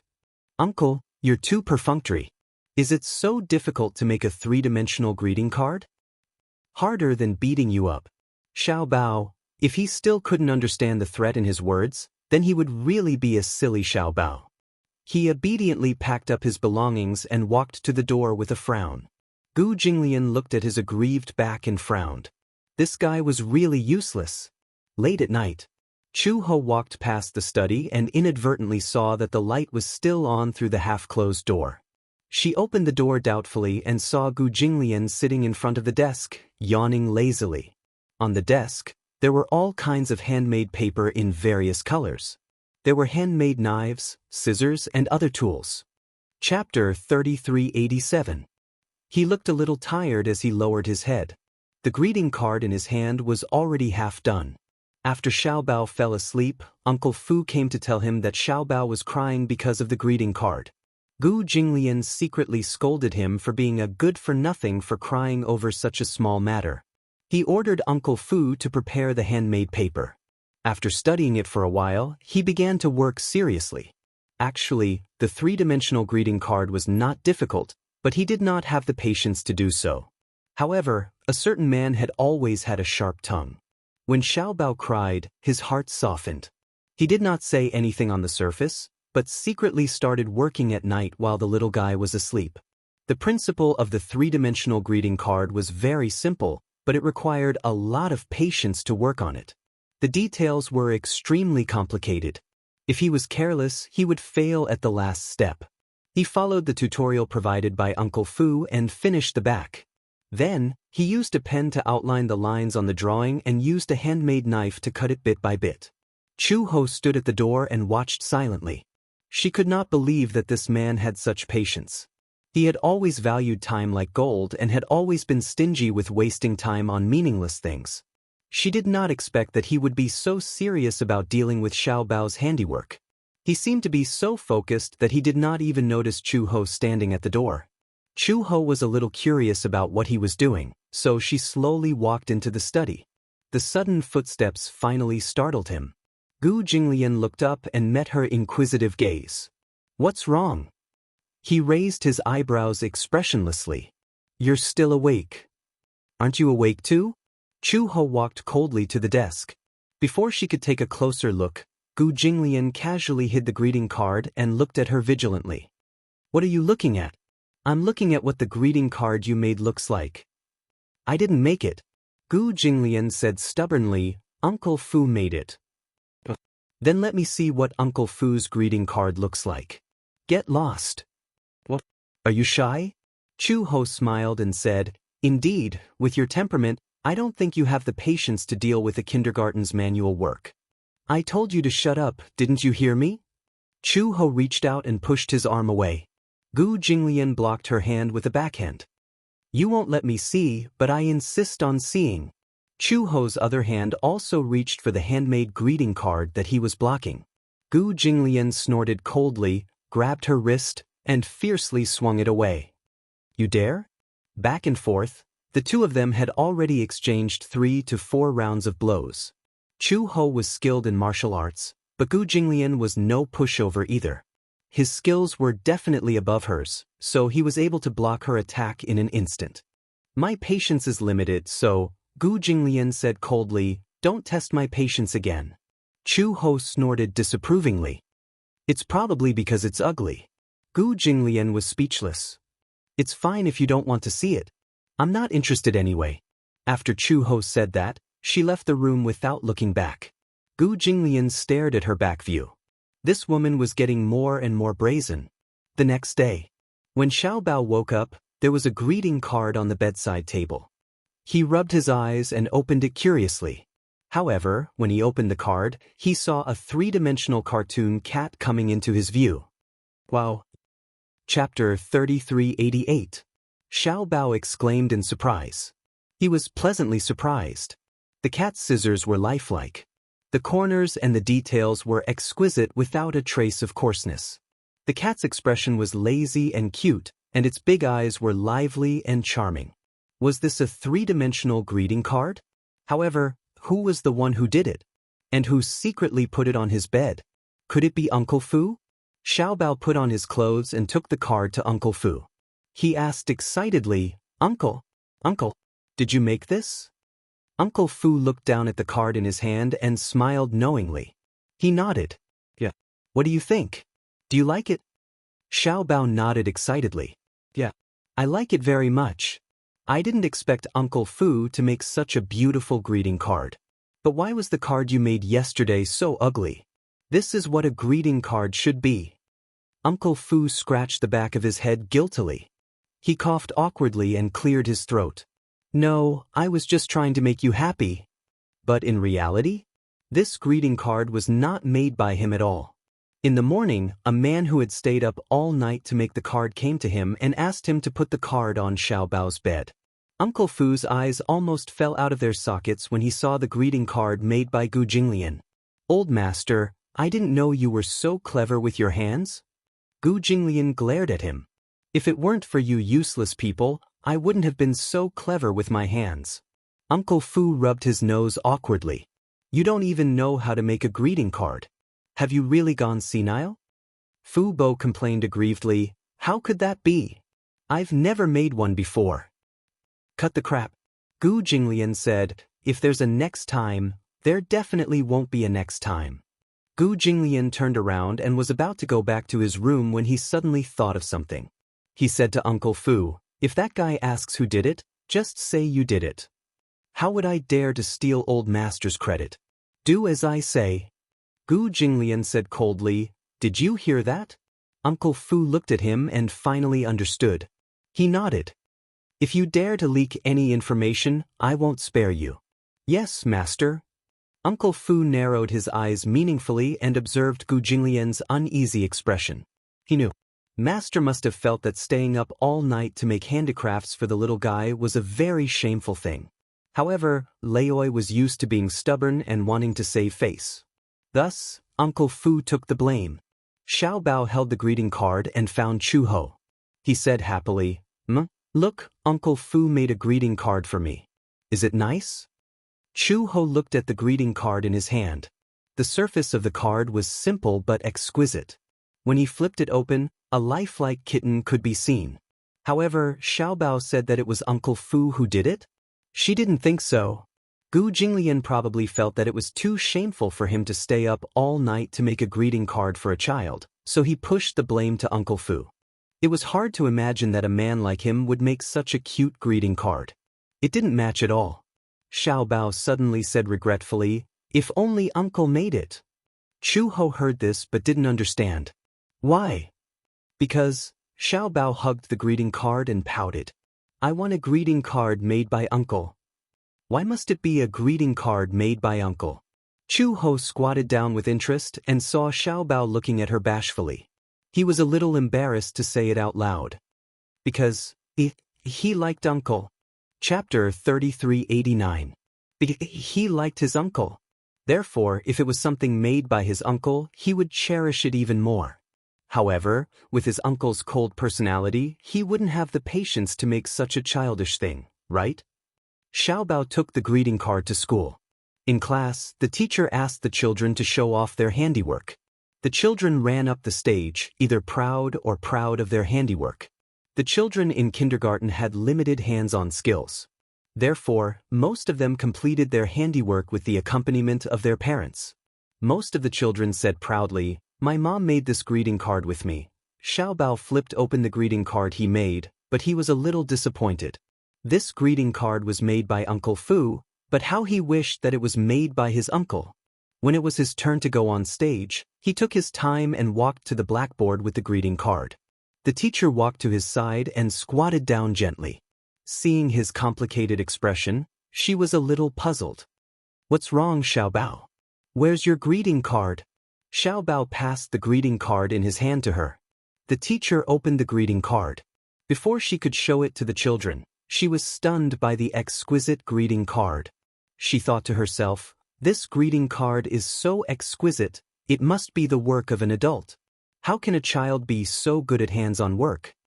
Just by looking at the edges and corners, which were so smooth that there were no flaws, she knew that the parent must have put in a lot of effort to make this. The teacher immediately spread out the greeting card and showed it to the other children. There was an exclamation from below the stage. This made Xiao Bao feel very proud. When the children on stage before him showed their greeting cards, there weren't so many exclamations. This showed that his greeting card was very beautiful. What a cute kitten! This is the most beautiful greeting card I've ever seen. The teacher was even more suspicious. She even suspected that the greeting card was bought. However, upon closer inspection, she realized that every stroke was hand-pasted. Even the color was painted on with a marker pen. It must have been done by the parent. However, even though she was well aware of it, in order to take care of the child's feelings, she still asked, Who made this card with you? Xiao Bao opened his small mouth and was just about to say the words, Uncle Fu, when he looked at the little guys sitting below the stage. They all stared at him with their eyes wide open and were extremely curious. He suddenly swallowed the words, Uncle Fu. He hesitated and fiddled with his fingers. He was a little unwilling, and his eyes couldn't help but redden. He was really envious. His friends were all accompanied by their parents, but for him, it was Uncle Fu who made it. It was not that he disliked Uncle Fu, but compared to Uncle Fu, he hoped that this greeting card was made by Gu Jinglian. With that thought in mind, he subconsciously said, My father made this. Your father? Xiao Bao suddenly felt a little guilty, but he still forced himself to nod. In his heart, he hugged Uncle Fu's thigh and cried, What? Uncle Fu, I'm sorry. I didn't mean to betray you. Even the teacher couldn't help but be shocked. Chapter 3390. For example, if a man were to do this kind of manual work, he would not be able to do it so meticulously. This greeting card was too exquisite. It was hard to imagine that there would be such a meticulous man who could do such a boring manual work so meticulously. My dad is very awesome. Xiaobao clasped his hands behind his back and said proudly, My dad is the most handsome man in the world. Not only is he very tall, he's also very good at everything. He's the most handsome man I've ever seen. The teacher looked at him with a smile. Children were innocent and unaffected. In a child's heart, their father had always been an imposing and sacred figure. Below the stage, a chubby boy suddenly stood up and accused, Nonsense. Little Treasure looked at him and frowned curiously. What nonsense are you talking about? Nuhen, what do you mean? The chubby boy crossed his arms and said disdainfully, Your dad is definitely not as handsome as my dad. My dad is the most handsome man in the world. Just as he said that, Xiaobao was not convinced. What right do you have to say that your dad is more handsome than my dad? My dad is the most handsome. Your dad is not. The chubby boy snorted and appeared to be very contemptuous. My dad is famous for being a handsome man.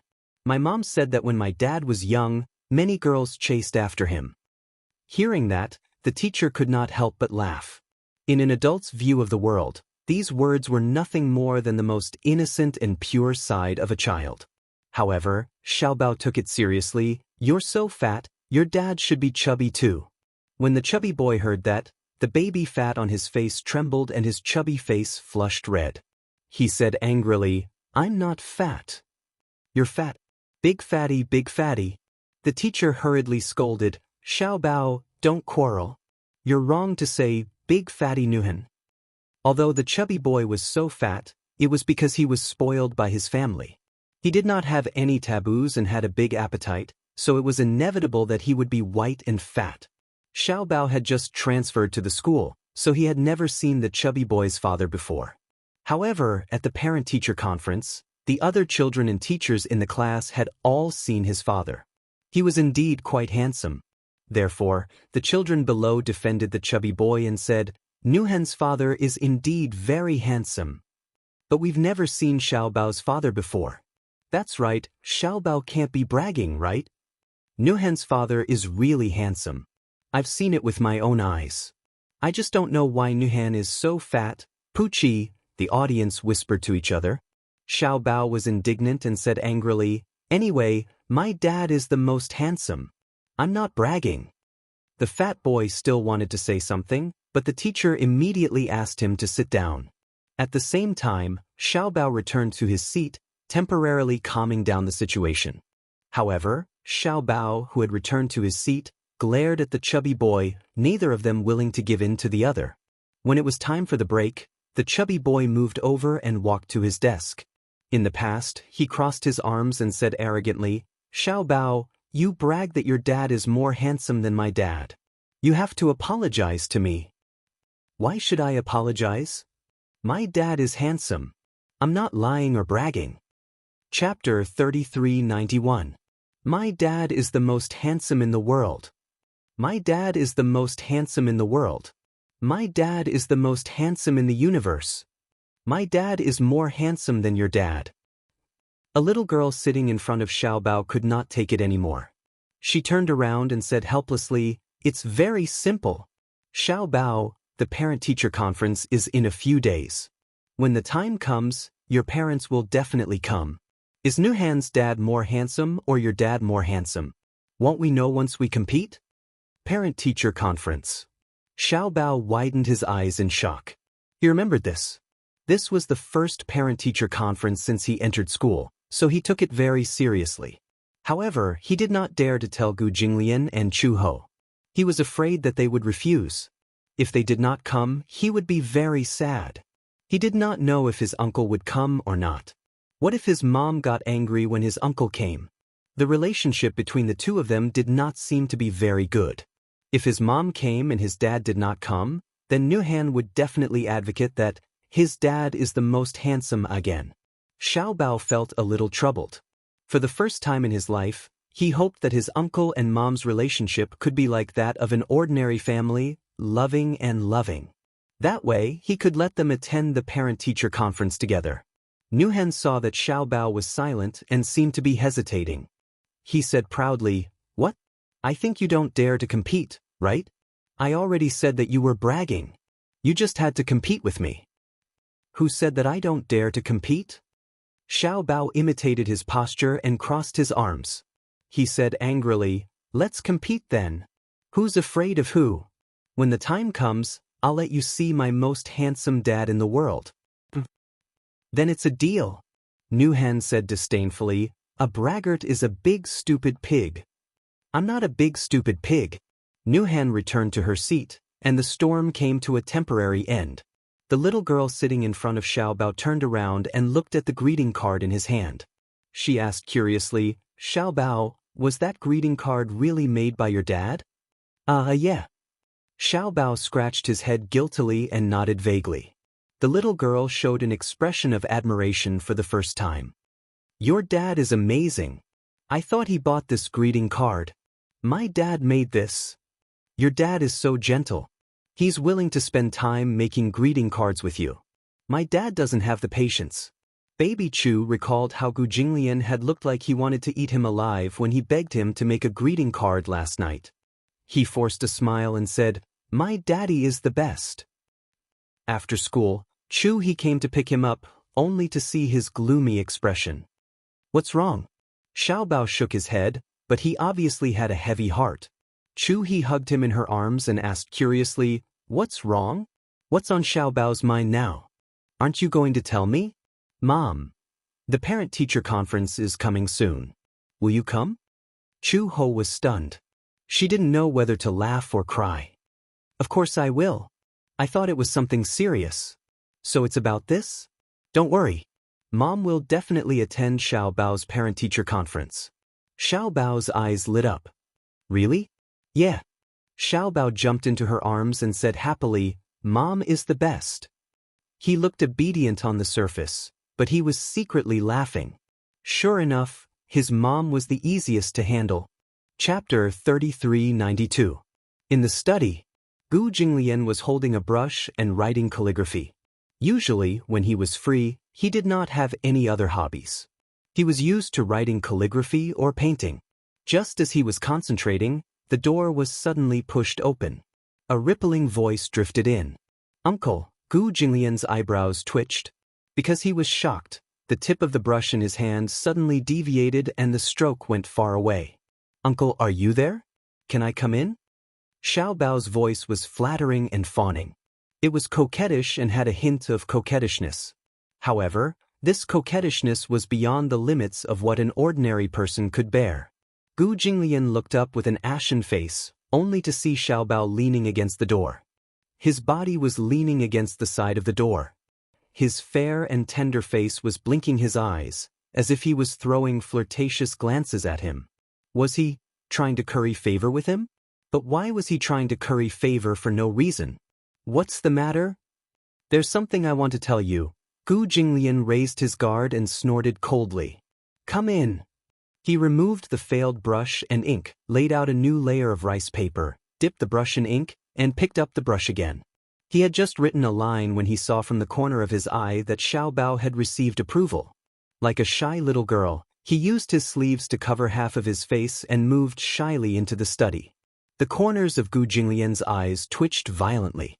He put down the brush and sized him up calmly. He had a feeling that this guy was a little abnormal today. Xiao Bao ran in front of him with small, quick steps. He curtsied and even imitated a proper greeting. "Greetings, uncle." Gu Jinglian snorted coldly. "You may rise." Xiao Bao stood up. His clear eyes were bright and clear. He blinked lightly and threw a flirtatious glance at Gu Jinglian. "Uncle, there's something I don't know if I should discuss with you." Gu Jinglian narrowed his eyes. Why did this guy suddenly speak in such a genteel manner? Had he been watching period dramas these days? "Speak." "This is what happened." Xiao Bao cleared his throat and said, "The teacher gave us homework yesterday. With the help of Mom and Dad, we finished a greeting card." Isn't the greeting card completed? Xiaobao complained bitterly, but that card was made by Uncle Fu, not you. Gu Jinglian's expression turned cold. Xiaobao continued, feeling wronged. The other kids in the class are all accompanied by their parents. And then? Xiaobao blinked and said cutely, however, if you feel guilty towards me, it's okay. There's still a chance to make it up to you. Compensation. To hell with it. He had stayed up all night to make a greeting card for him, and now he wanted him to compensate him? Compensate for what? It's like this. Xiaobao rested his chin on the table, his two little paws holding the corner of the desk, and said with a smile, soon, the kindergarten will hold a parent-teacher meeting. About this? Gu Jinglian said lightly, let Uncle Fu accompany you. But Xiaobao almost exclaimed, no. But why do you want Uncle Fu to accompany me? Gu Jinglian raised his eyebrows. But you want me to accompany you? Yeah. Xiaobao nodded vigorously. But Gu Jinglian said, I don't have time. You're lying. Xiaobao said in an extremely aggrieved tone, you have so much time every day. Why can't you go to the parent-teacher meeting? Gu Jinglian said coldly, I'm bored. Whoosh. Chapter 3393. Xiaobao clutched his chest sadly. He pointed at him with a trembling little finger and said pitifully, bored? Let Uncle Fu go with you. Gu Jinglian picked up the weasel brush and dipped the tip of the brush in ink to lightly tap the tip of Xiaobao's nose. A black dot the size of a bean instantly appeared on the originally fair tip of his nose. A hint of a smile finally appeared on the man's cold and elegant face. His gaze fell on the Xian paper again as he said mildly, you can discuss this matter with Uncle Fu. Xiaobao suddenly ran to his side. His two little hands balled into fists as he gently knocked on his thigh and massaged him from time to time, trying to please him in every possible way. Even if you're bored, you should still go.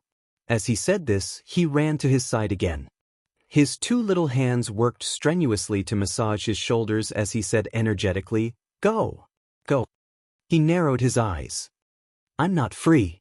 Xiaobao said bitterly, Daddy and Mommy will always go to a child's parent-teacher conference. Uncle Fu isn't my daddy.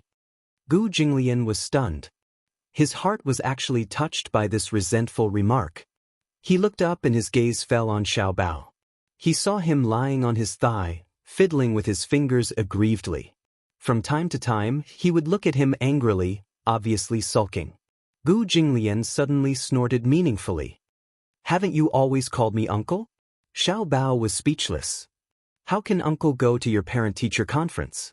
Xiaobao was speechless. Gu Jinglian picked up the brush and wrote a few more strokes. Unless you change to calling me daddy, I won't go. He knew very well that Xiaobao would never change to call him daddy. This was because this little guy seemed to be very sensitive to Chu Ho's feelings. Although this little guy was young and clumsy in everything he did, his ability to read people's expressions was very good.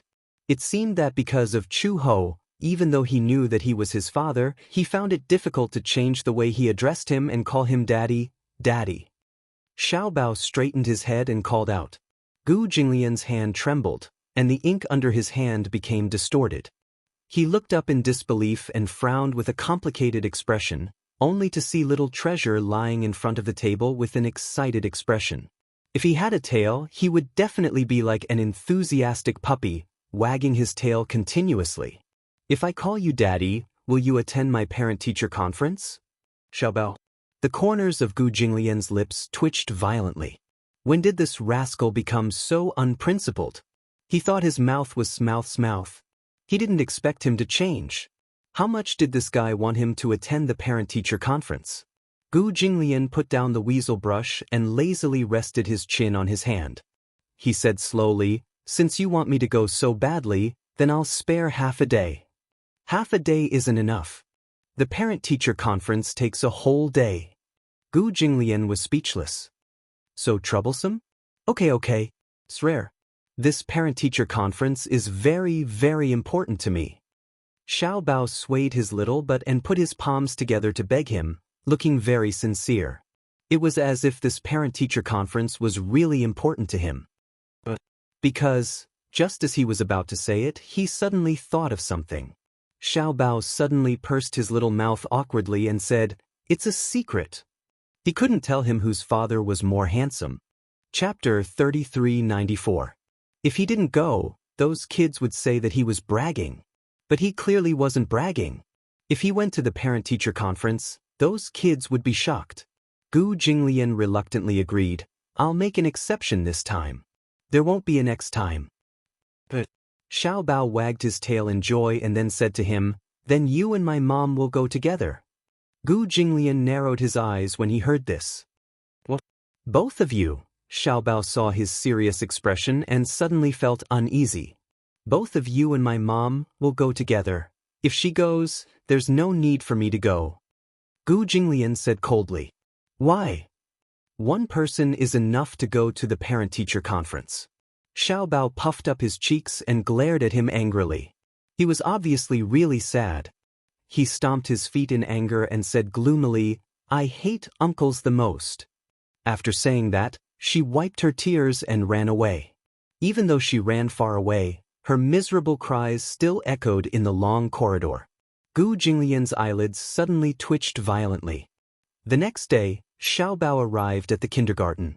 Early in the morning, he saw a group of children gathered together and excitedly passing around something that looked like a photo. Xiao Bao stuffed his little school bag under the table and sat down gloomily. He rested his chin on his hand and looked out of the window in a daze. When the chubby boy saw him, he immediately snatched the photo back from the child's hand. He walked to Xiao Bao's side and waved the photo in front of him. Xiao Bao looked away uninterestedly, his attitude cold. Last night, he cried himself to sleep under the blanket. When he woke up, his eyes were a little swollen.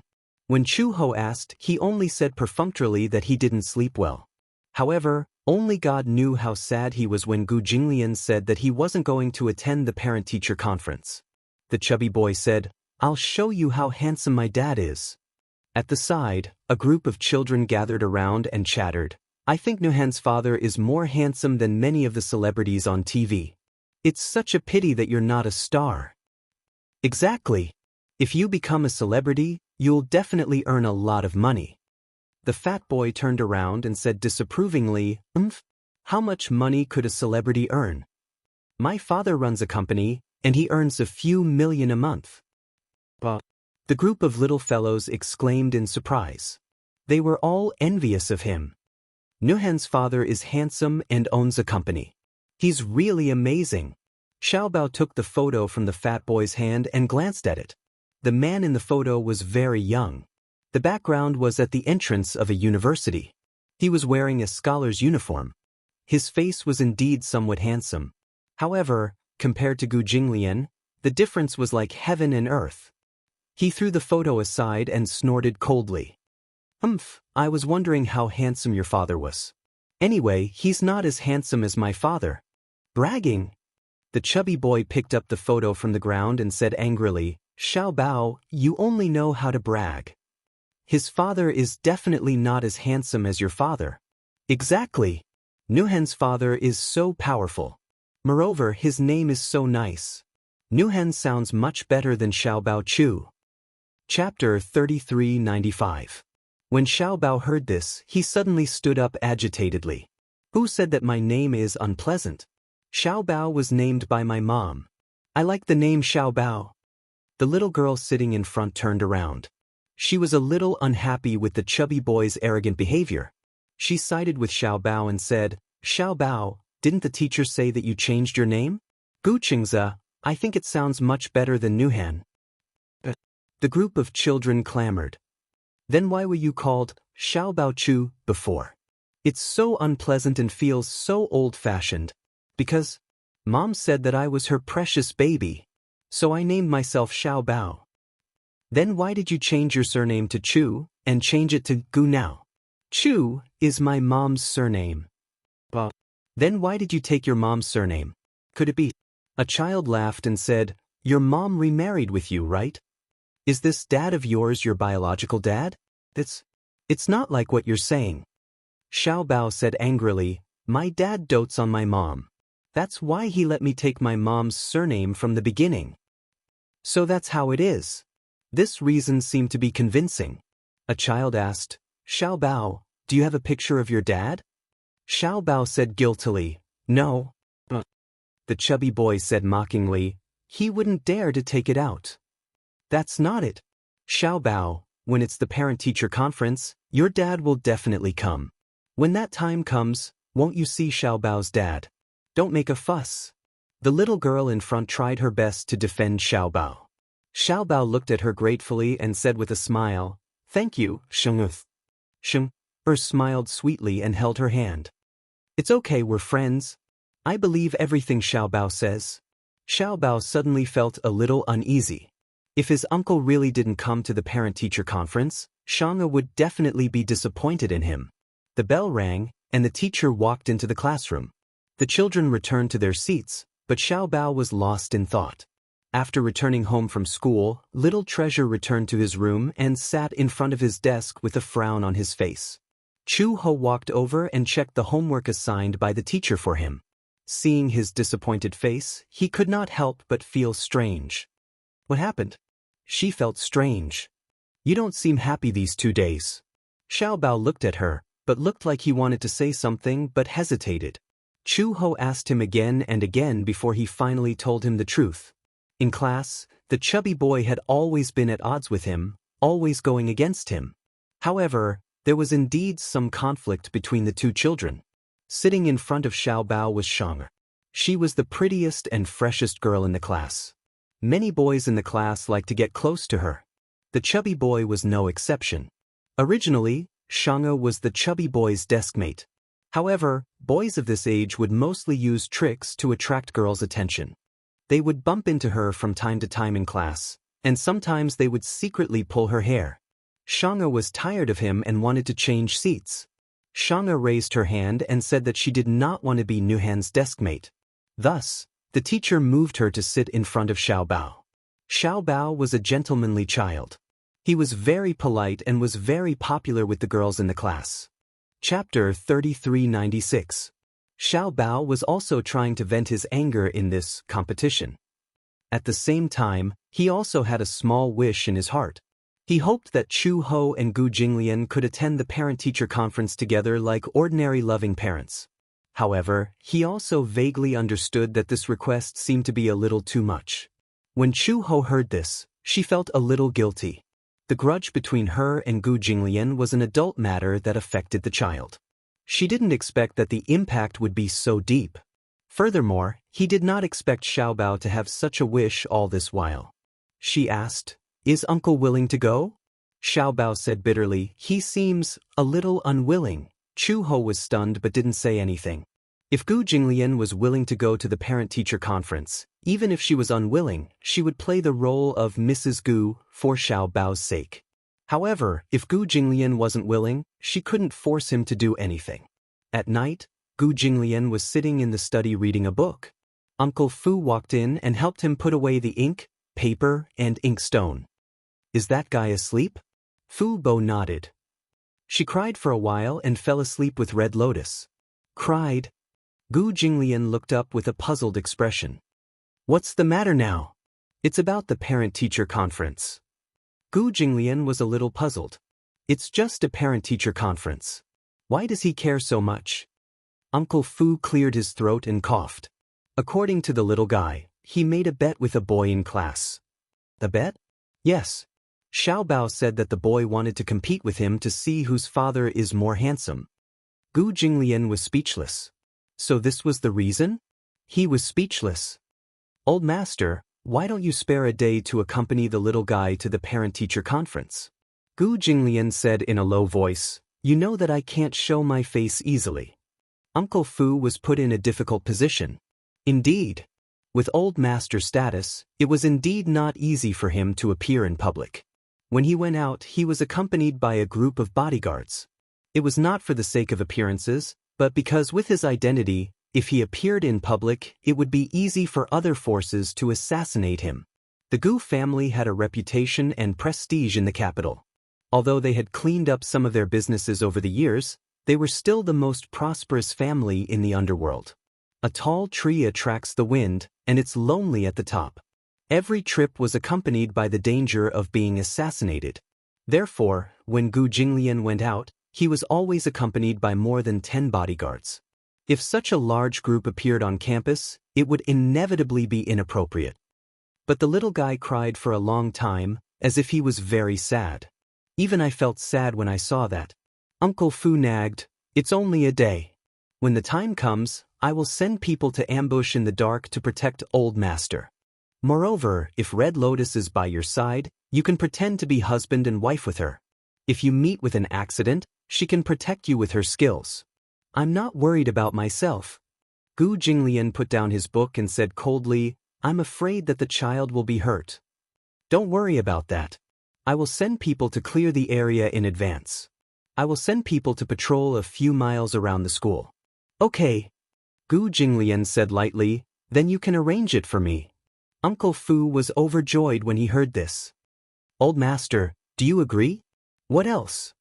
Chapter 3397. Soon, the notice for the parent-teacher conference was sent out. However, Xiaobao crumpled it into a ball and threw it into the bin. Anyway, his uncle wouldn't come. He had made it clear that day that he found it troublesome and boring, so he definitely wouldn't come. This was nothing more than a piece of scrap paper. Thus, he didn't take this matter to heart anymore. For the past few days, the little guy had been sulking. Uncle Fu naturally didn't tell him about this and wanted to give him a surprise. On the day of the parent-teacher conference, Uncle Fu went to wake Xiaobao up. Xiaobao sat up in bed and rubbed his eyes. Then, he saw Uncle Fu holding a brand new kindergarten uniform in front of him. Uncle Fu smiled and said, "Little master, today is the parent-teacher conference. Change your clothes and quickly get up to wash your face and brush your teeth." It would have been better if he hadn't said that. Once he said that, Xiaobao's fair and tender little face immediately wrinkled up. He pouted his little mouth bitterly, and his eyes looked as though they were about to rain. Seeing this, Uncle Fu hurriedly sat by the window and looked at him in confusion. "Sweetheart? What's wrong? Don't cry, don't cry." "What parent-teacher conference?" Xiaobao's tender and childish voice was full of resentment. "Uncle isn't going. He's a big baddie. I've already begged him so pitifully, but he didn't give me any face. I invited him to my parent-teacher conference, but he looked unhappy. What's the point of the parent-teacher conference if he doesn't go?" As he said that, he rubbed his eyes again, feeling wronged, and the rims of his eyes turned red. Uncle Fu's heart ached and he coaxed him, "Oh, don't cry, don't cry. Who said that Old Master isn't going? Be good, don't cry. Don't worry, Old Master will definitely accompany Little Master to the parent-teacher conference. Don't worry." "You're lying," Xiaobao complained sadly. "Uncle won't go." "Who said so?" "Uncle said it himself. That day, he had already made it very clear. He won't go. Because the parent-teacher conference is boring and uninteresting, he won't go." Uncle Fu immediately hugged him and shook him. "Nonsense. Old Master obviously went. He's already up and downstairs for breakfast in the dining room." "Really?" Xiaobao's eyes widened in shock. There were still tears in his eyes. He quickly put on his clothes. His tie was still undone and his jacket was crooked. He rushed downstairs anxiously and staggered to the dining room. He was surprised to see Gu Jinglian sitting in the dining room, eating a sandwich and casually flipping through the newspaper. Hearing footsteps, Gu Jinglian's voice, Xiaobao's lips suddenly trembled violently. He was excited, and his eyes were brimming with tears. He felt inexplicably moved, and all of a sudden, he threw himself into his arms and hugged his thigh tightly. Uncle Fu, I knew you wouldn't abandon me." Gu Jinglian's lips twitched, and he furrowed his brows. "What do you mean by abandon you? Uncle Fu said that you're willing to go to the parent-teacher conference. Is that true?" Gu Jinglian snorted coldly, confirming that it was true. However, when he opened his eyes, he saw from the corner of his eye that the little guy in his arms looked like he was about to cry. His face stiffened, and he stared blankly at the little guy who was so touched that he was about to cry. "Uncle, you're so nice." Chapter 3398. Did he think that any uncle who accompanied him to the parent-teacher conference was good? Xiao Bao sized him up and saw that he was wearing a casual shirt. He suddenly stood aside and crossed his arms to size him up. Gu Jinglian met his gaze in confusion and raised his eyebrows. What's wrong? Are you going to wear this today? Yes. Why don't you wear a shirt and a suit? It's troublesome. Moreover, for this trip, the more ordinary and casual it was, the better. Xiao Bao was not satisfied. Uncle looks more handsome in a suit. In Xiao Bao's eyes, Gu Jinglian was so handsome in a well-ironed suit that it angered the gods. Gu Jinglian clenched his fists. Give me an inch and I want a mile? Wear it. Wear it. You look so handsome in a suit. Xiao Bao begged as he wrapped his arms around him. Gu Jinglian's patience was at its limit. Just as he was about to flare up, he suddenly thought of Uncle Fu's words. Young master is so pitiful. Old master, do you know? In Xiao Bao's heart, you have always been a great figure. You can't ruin this heroic image. He held it in and did not get angry. 10 minutes later, Chu Ho changed her clothes and came downstairs. Uncle Fu had just tidied up Xiao Bao's clothes. At this moment, the little guy was sitting at the dining table and eating breakfast with relish. Uncle Fu saw her come down and smiled at her. Chu Ho was a little embarrassed and asked, "Where is he?" Old master went upstairs to change into a suit. A suit? Chu Ho was a little confused. It's just a parent-teacher conference. Why do you have to dress so formally? Xiao Bao said righteously, because uncle looks the most handsome in a suit. She was actually speechless. Soon, Gu Jinglian changed into his suit and came downstairs. When he saw Chu Ho, he ignored her and walked past her into the restaurant. At that time, he had changed into a suit and stunned Xiao Bao. Xiao Bao's eyes widened, and he immediately jumped down from his seat. He circled around him and exclaimed, "Oh my God! Uncle is so handsome. I knew it. Uncle looks the most handsome in a suit." Gu Jinglian was speechless, but he was suddenly pulled to Chu Ho's side by the little girl. The two of them were forced together. Xiao Bao rubbed his chin and squinted his eyes to size them up, as if he was studying something. For a moment, Chu Ho's entire body stiffened. Gu Jinglian said coldly, "What are you looking at? Why do I feel like something's missing?" Xiao Bao urged, "Stand closer." Gu Jinglian was speechless. Chu Ho said, "Xiao Bao, stop fooling around.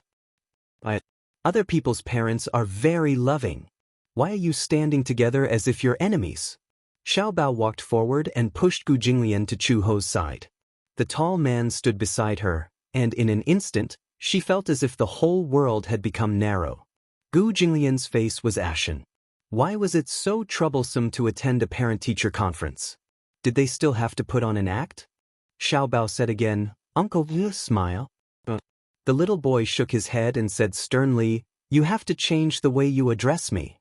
You can't call me uncle anymore." He walked to Gu Jinglian and held his large palm with his two small hands. He said coquettishly, "Daddy, you should hold mommy's hand. Otherwise, people will think that you have a bad relationship." As he said this, he stuffed Chu Ho's hand into Gu Jinglian's palm. Chapter 3399. Chu Ho instinctively retracted his hand, his face burning hot. Xiao Bao said unhappily, "Mom, why aren't you cooperating?" He crossed his arms and turned his body to one side, looking angry. Beside him, Uncle Fu immediately winked at Chu Ho and Gu Jinglian, as if he was communicating secretly.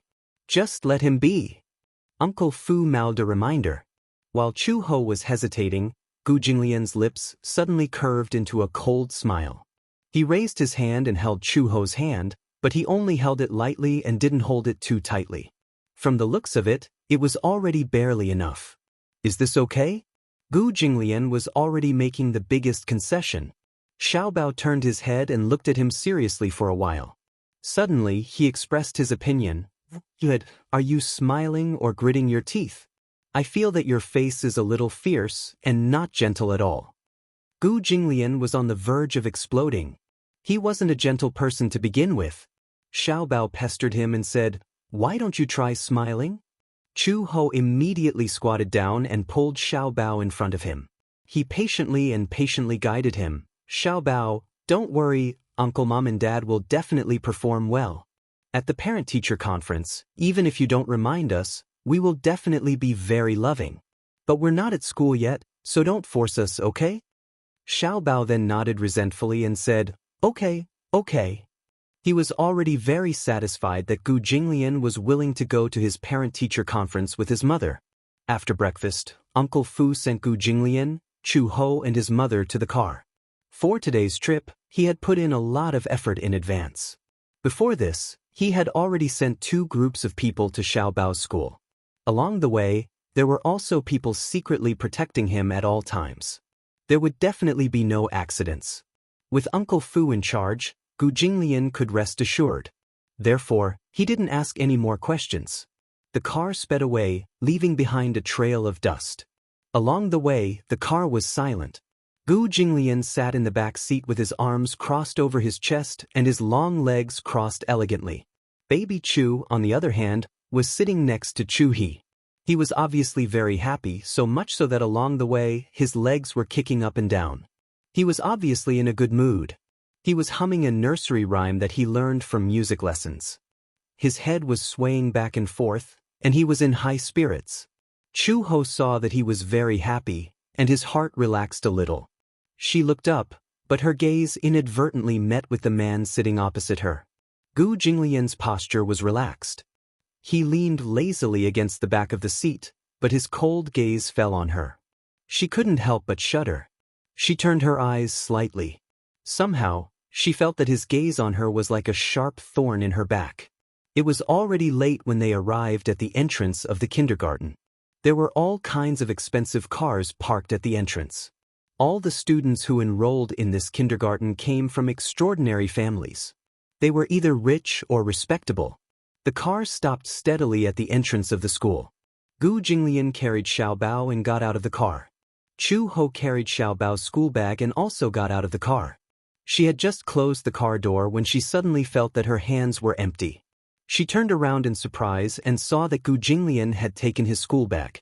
He carried Xiao Bao in his left hand and held his school bag in his right. When Chu Ho saw this, she immediately said, "Let me carry Xiao Bao." "No need." Gu Jinglian turned around and slowly entered the school with the crowd. Chapter 3400.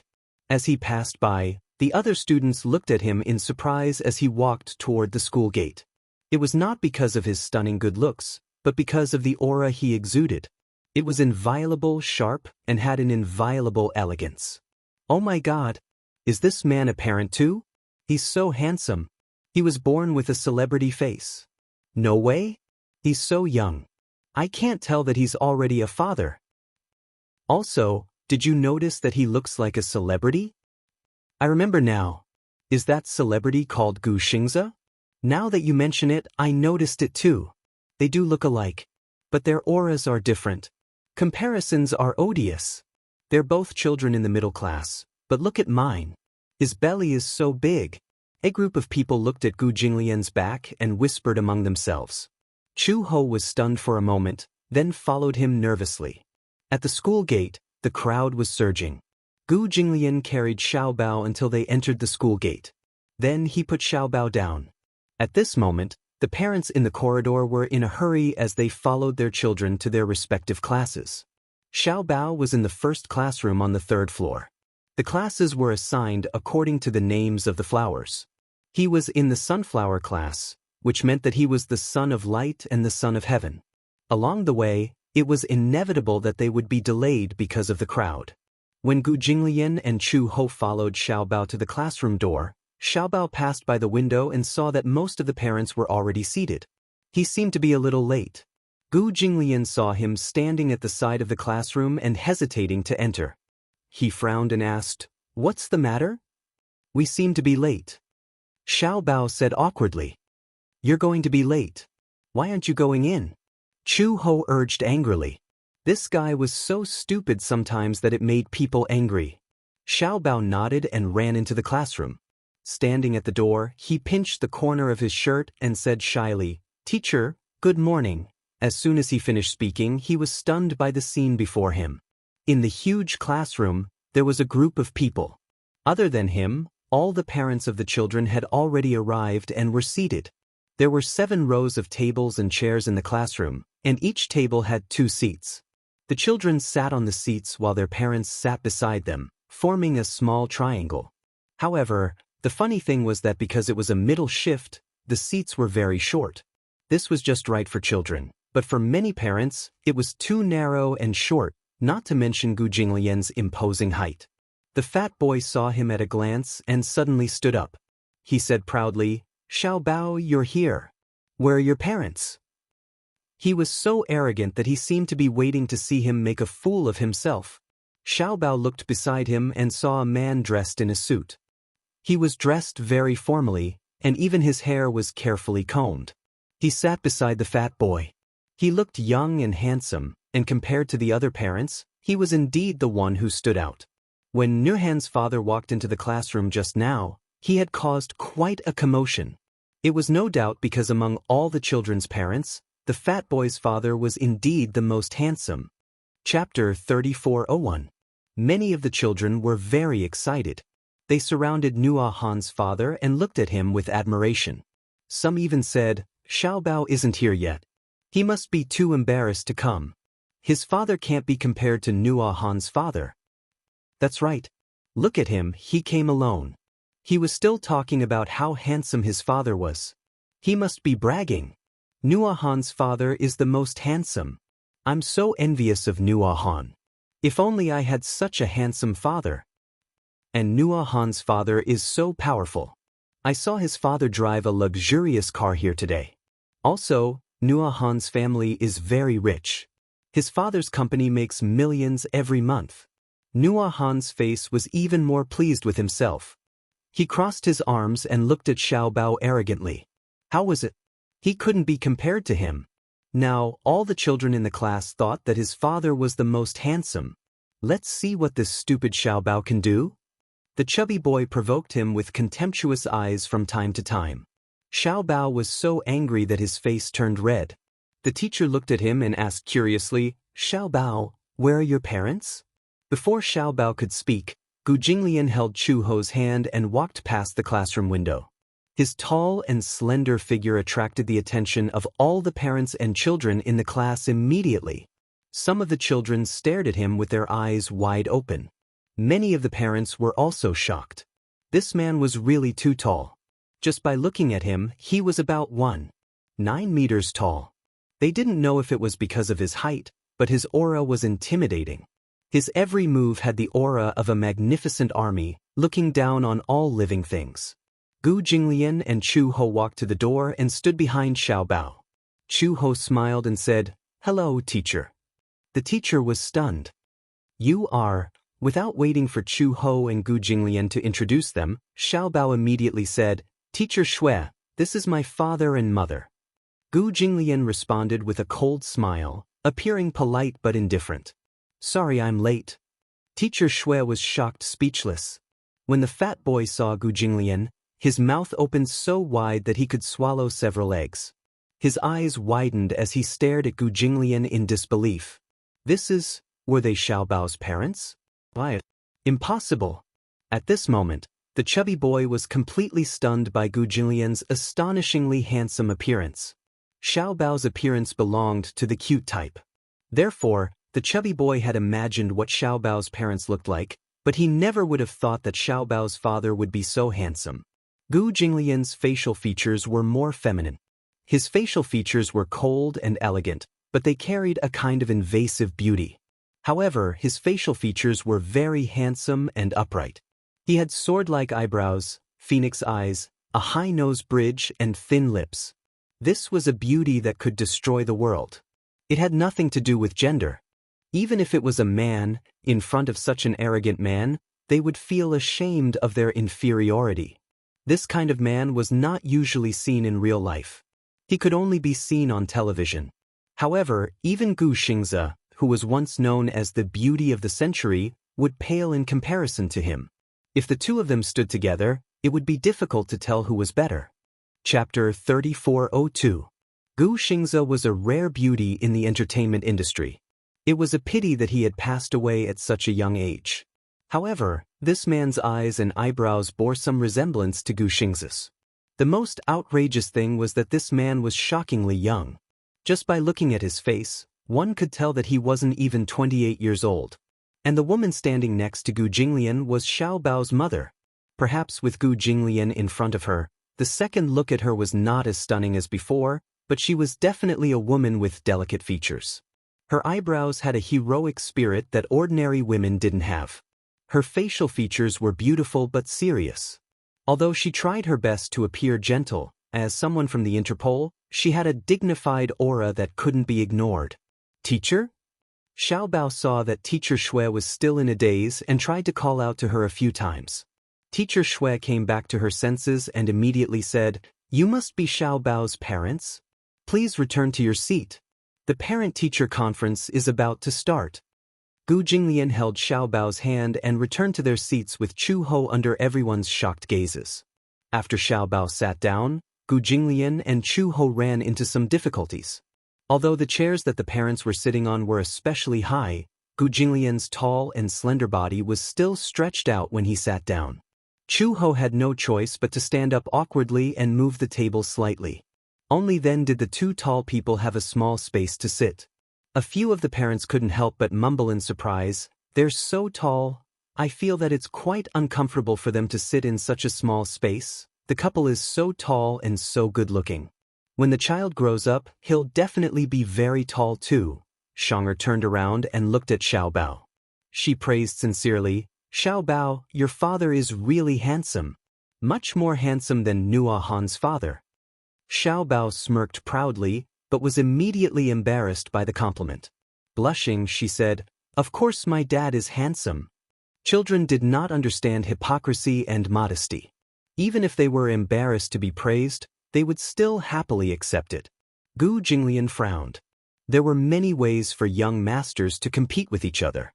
However, this was the first time his own son had compared him to see whose father was more handsome. He didn't particularly care about his appearance, but because he had a serious obsession with cleanliness, he always took care of himself. Coupled with his exceptional looks and height, it could be said that he was particularly conspicuous among the group of parents. Ms. Shui stood on the podium and smiled at the audience. "Dear parents, hello. First of all, please allow me, on behalf of all the teachers and students of Sunflower Class, to extend our warm welcome and sincere thanks to all the parents present today." Ms. Shui was giving a speech on the podium. However, below the podium, whether it was the parents or the children, all of them were secretly sizing up Gu Jinglian. Chu Ho sat in his seat and felt the gazes from all around him. For a moment, he felt as if he was sitting on pins and needles and felt uncomfortable all over. She used to be a criminal police officer. Whether it was in the past or now, she didn't like the feeling of being watched in disguise. Especially Nua Han's father, who kept nagging Gu Jinglian to look in her direction. Chu Ho raised his eyebrows unhappily and followed his line of sight to glare at him. Chapter 3403. Gu Jinglian was speechless. "What kind of game is this? I'm not playing." Chu Ho's eyebrows twitched. Just as he was about to say something, Teacher Shui called out from the podium, "Little you." Clap, clap, clap. The group of children patted each other's shoulders enthusiastically. Some of the more clumsy children were slower to react. When they heard "Little you's" command, they slapped their thighs. Even though the parents felt awkward and felt that this game was extremely childish, they still had to cooperate with their children. Therefore, they responded sparsely. Only Gu Jinglian sat in his seat and did not move at all. Teacher Shui laughed and said, "Xiao Bao's father is not keeping up with everyone's rhythm." Gu Jinglian raised his eyebrows impatiently. "Damn it." Xiao Bao laughed and said mockingly, "Daddy, you're so stupid. You don't even know how to play such a simple game." Gu Jinglian glared at him. "Shut up." Xiao Bao obediently shut his mouth. Xianxia, who was sitting in front, saw this and mumbled, "Xiao Bao, your father is so fierce." "Really? My father never dares to be fierce to me." Gu Jinglian saw the two children looking at each other and whispering to each other. Behind him, Chu Ho poked him with his finger and said angrily, "Are you here for a parent-teacher conference or just sitting around? Since you're already here, don't put on airs." Gu Jinglian said coldly, Why didn't I hear about such a stupid game before coming here? Xiao Bao moved closer to him and whispered. Daddy, don't be embarrassed. Otherwise, everyone will think that you're stupid for not knowing how to play such a simple game. Gu Jinglian looked around. Just as Xiao Bao said, seeing that he was sitting still, the other children whispered, Xiao Bao's father is so stupid. He doesn't even know how to play such a simple game. Shame on him. No wonder Xiao Bao was born so stupid, Gu Jinglian glanced over coldly. The child who said that Xiao Bao was stupid immediately had his mouth covered by his mother. Don't say it. How dare he call his son stupid? It's starting. Chu Ho nudged him. Teacher Shui gave another command, rainstorm. Da-da-da, a group of people stomped their feet. Gu Jinglian was caught between a rock and a hard place. He stepped on it symbolically, but his face darkened. Chu Ho tried his best to hold back his laughter. Only the heavens knew how interesting it was for this man to play such a childish game. His face was especially dark, as if he was about to explode at any moment.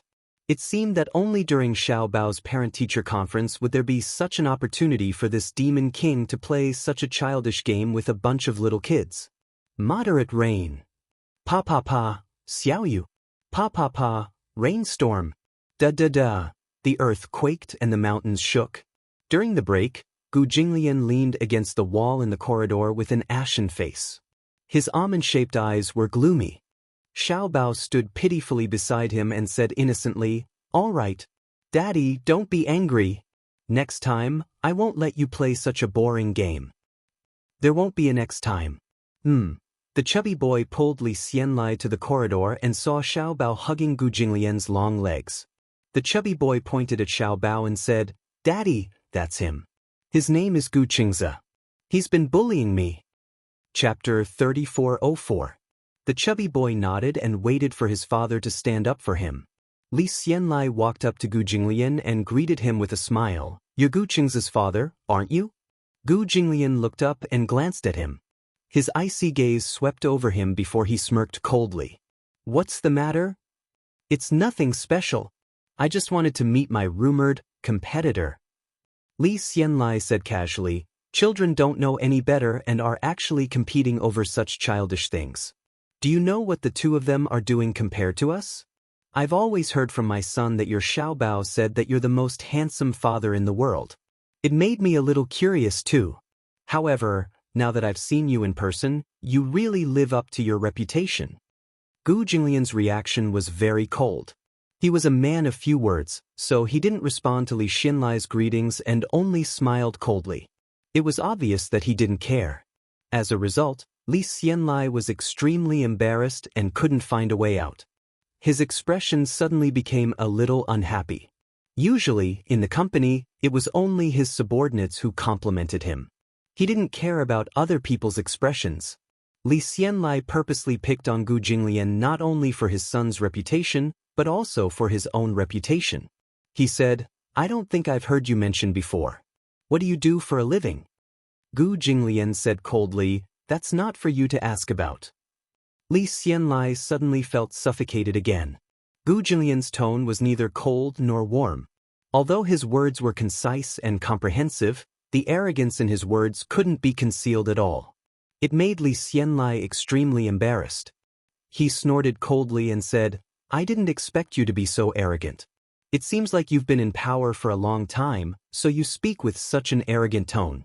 If you ask me, there's no shortage of important people here.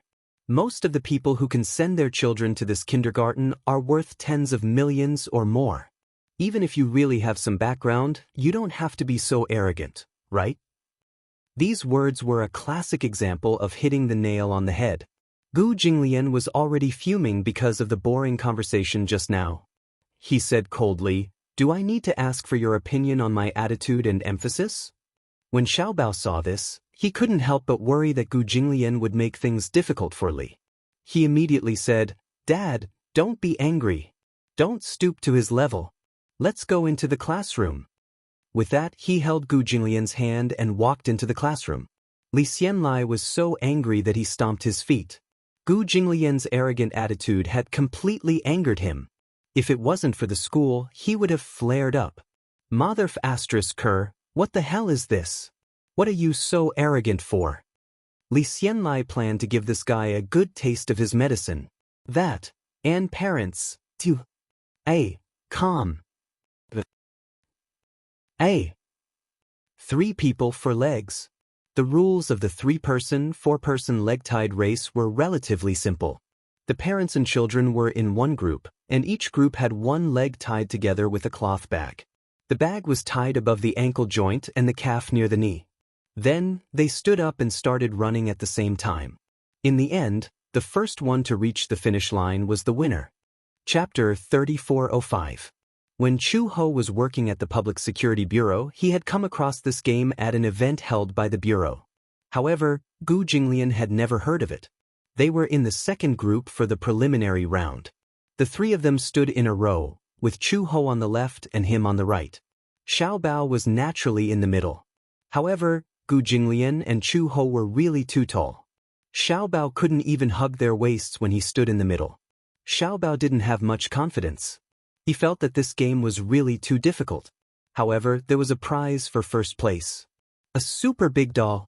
Xiao Bao liked it very much. Children of his age had almost no resistance to furry toys. As a prize, it was different from buying one himself. A prize meant honor. Xiao Bao naturally looked forward to it. Hence, he asked Chu Ho, "Mom, can we win?" Chu Ho glanced at Gu Jinglian, then looked at Xiao Bao and said, "It's not a problem to win, as long as your dad doesn't drag us down." Gu Jinglian heard this and snorted disdainfully. He said mockingly, "Who's the one dragging us down?" Xiao Bao whimpered and tugged at Gu Jinglian's sleeve. "Dad, you have to win. I heard that the prize is a very big toy." Gu Jinglian raised his eyebrows. His tone was unusually gentle. "Got it." Teacher Shui raised her whistle and swept her gaze around. When she saw that all the parents and children were ready, she clapped her hands and said, "Is everyone ready?" "Ready." "Then, let's invite the parents to bring their children to the finish line." Teacher Shui counted down. Accompanied by a loud whistle, a group of parents brought their children to the finish line with great difficulty. The rules were simple, but the game was difficult to play.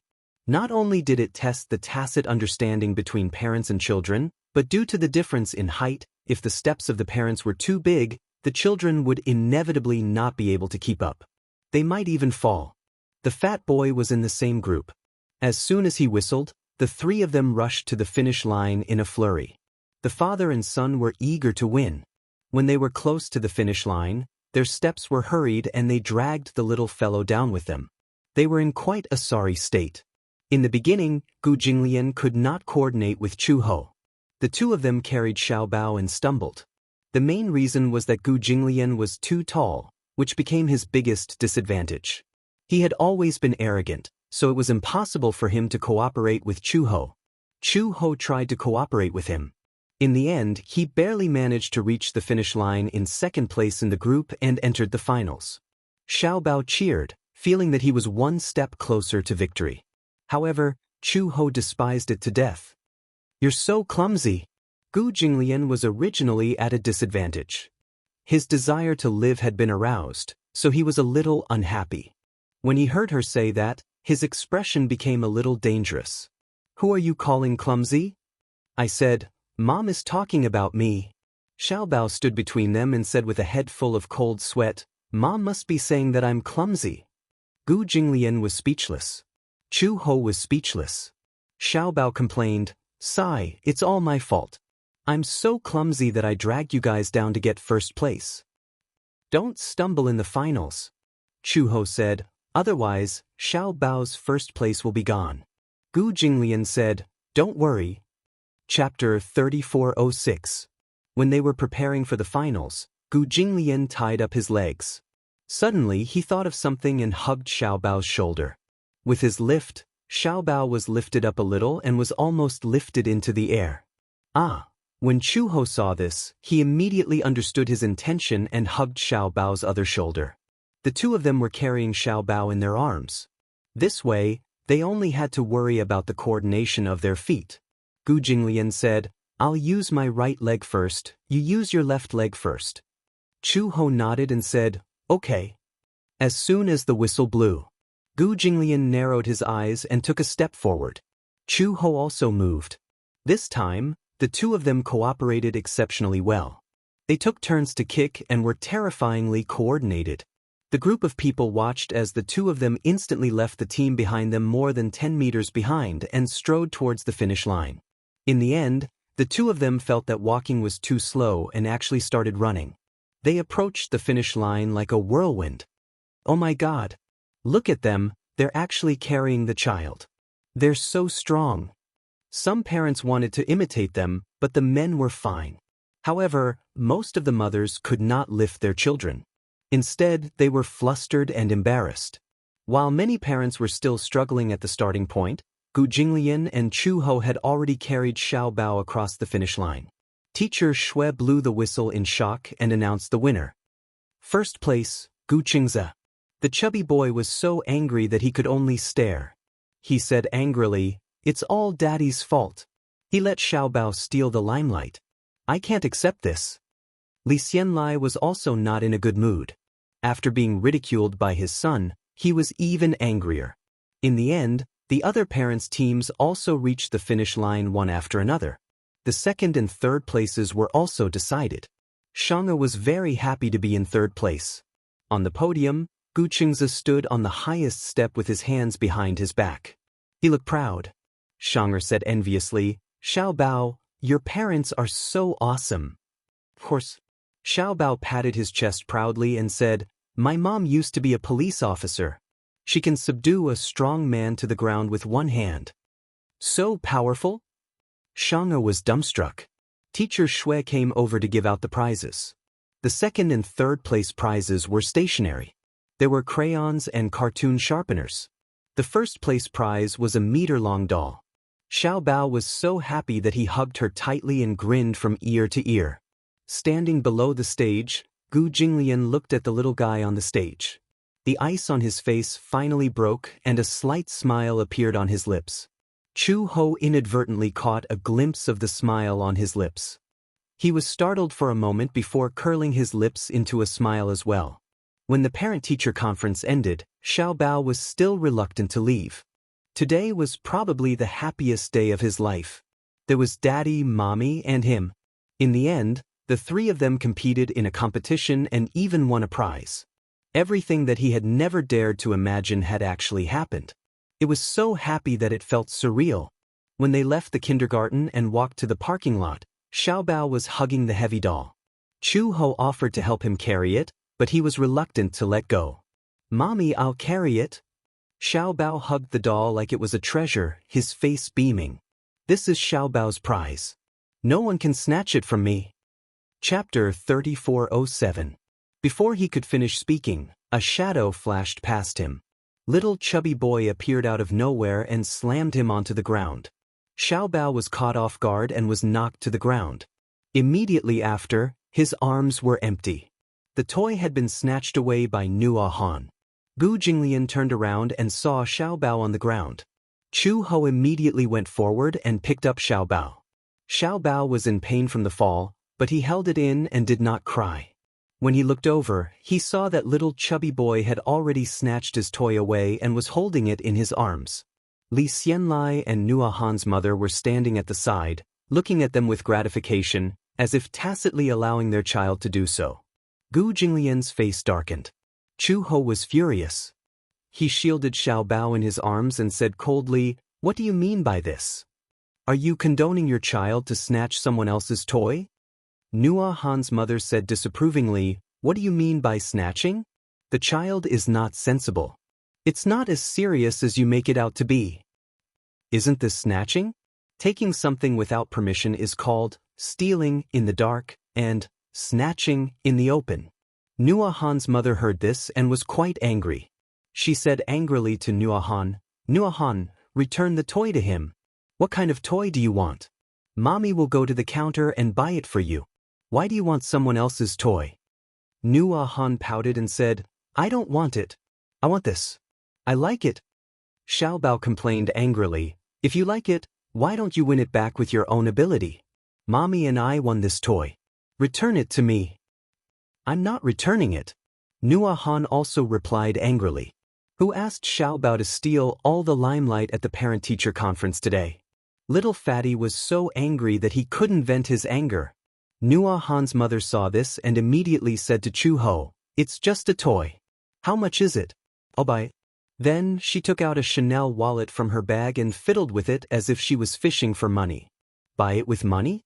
To Xiao Bao, the value of this toy could not be measured by money. In the eyes of such a young child, there was no concept of money at all, only sacred honor. In the eyes of a child, a few $100 bills were not even as valuable as a few red flowers on the blackboard. Buy with money? Who was this woman insulting? What's more, how much could this toy be worth? It could be bought outside for a few hundred yuan, but in Xiao Bao's eyes, it wouldn't even be sold for a few million yuan. Xiao Bao said, "Who wants your money? I won this toy and it belongs to me. Give it back to me." As he spoke, he broke free from Chu Ho's arms and rushed in front of Nua Han. He was not afraid of his strong physique. Little Fatty was taller than Nua Han, so he was naturally stronger than Xiao Bao. Therefore, he did not put a little bean like Xiao Bao in his eyes. When he saw Xiao Bao running over to take the toy back, he did not even look and pushed him. However, he did not expect that Xiao Bao had come prepared. Instead, he fiercely returned a punch. The reason why he was so easily hit by him before was because of Nua Han's sneak attack. He was not prepared at all, so he was caught off guard and fell to the ground. But now, he was prepared. Moreover, when he was at the Gu family, Uncle Fu did not train him for nothing. Chapter 3408. Usually, he looked cute and adorable, but that was because he was gentle. Uncle Fu had also taught him not to fight with other children. Hence, he looked like he was easy to bully. But in reality, with one punch, Nua Han fell to the ground. Taking advantage of this moment, Xiao Bao reached out to grab the toy in his arms. Seeing that his precious son was being bullied, how could Li Xianlai let it go? Thus, he walked over and stretched out his leg to kick Xiao Bao. Fighting between children was a matter between children. As an adult, he could only stop it. But not only did Li Xianlai intervene, he even wanted to kick Xiao Bao. How could a child's strength be compared to an adult's? Before Chu Ho could react, Gu Jinglian had already strode forward, grabbed Li Xianlai's collar, and pulled him in front of him. "You're asking for death." He threw a punch and directly knocked Li Xianlai to the ground. His back hit the concrete floor hard, and the pain made his face turn red as he arched his back. Chu Ho widened his eyes in shock. He couldn't believe it. She had followed Gu Jinglian for so long, but she had never seen him fight personally. He had a serious obsession with cleanliness, so he never fought with others. Moreover, he had many bodyguards around him, so it was not his turn to fight. This time, however, was an exception. Because the movement was too big, his clothes were a little messy. Gu Jinglian tugged at his tie expressionlessly and glanced at him coldly. Beside him, Nua Han was so scared that she cried. Nua Han's mother pointed at her angrily and said, "Why are you hitting people?" She directly pointed her finger at him with her head held high, but this really violated his taboo.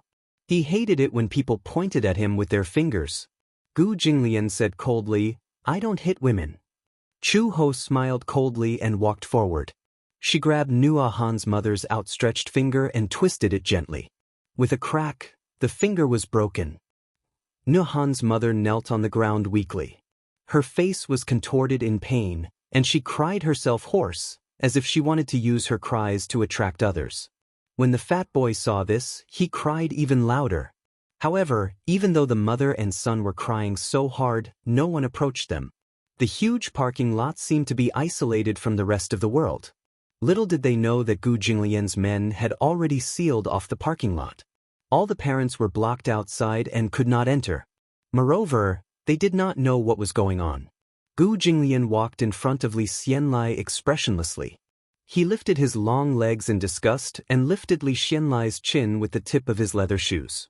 His cold gaze swept over Li Xianlai. "You? What are you doing?" Li Xianlai was frightened by the cold sharpness of his body.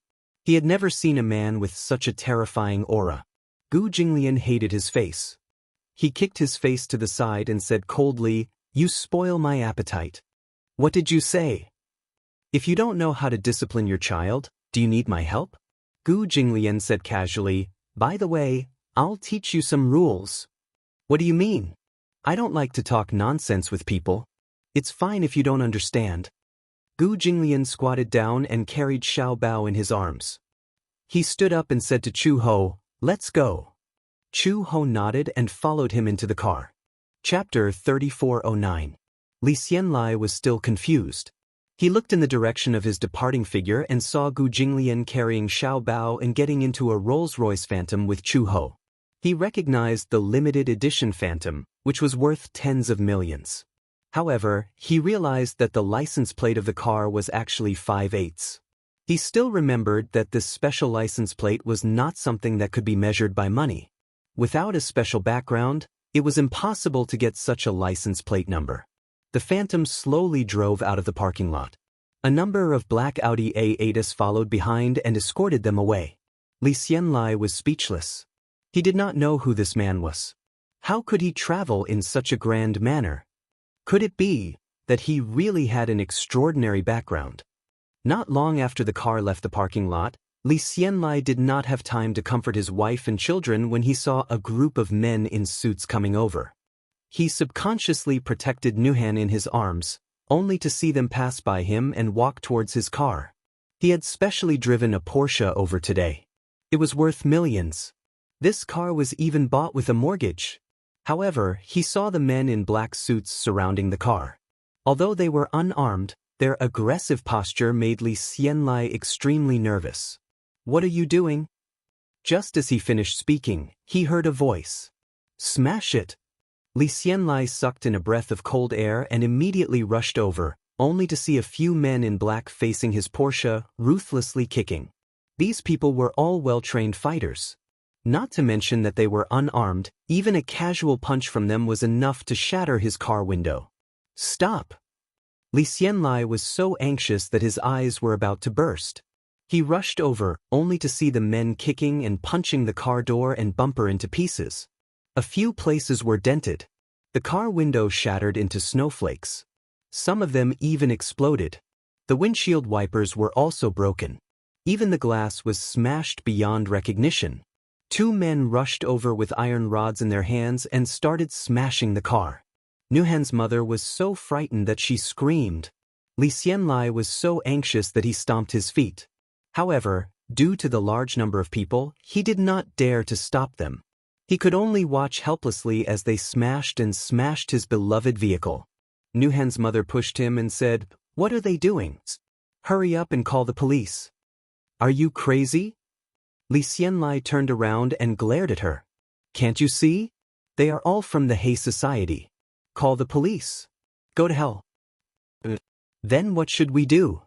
Li Xianlai gritted his teeth, but he could not think of a way. In just a few minutes, he could only watch helplessly as his vehicle was smashed into scrap metal.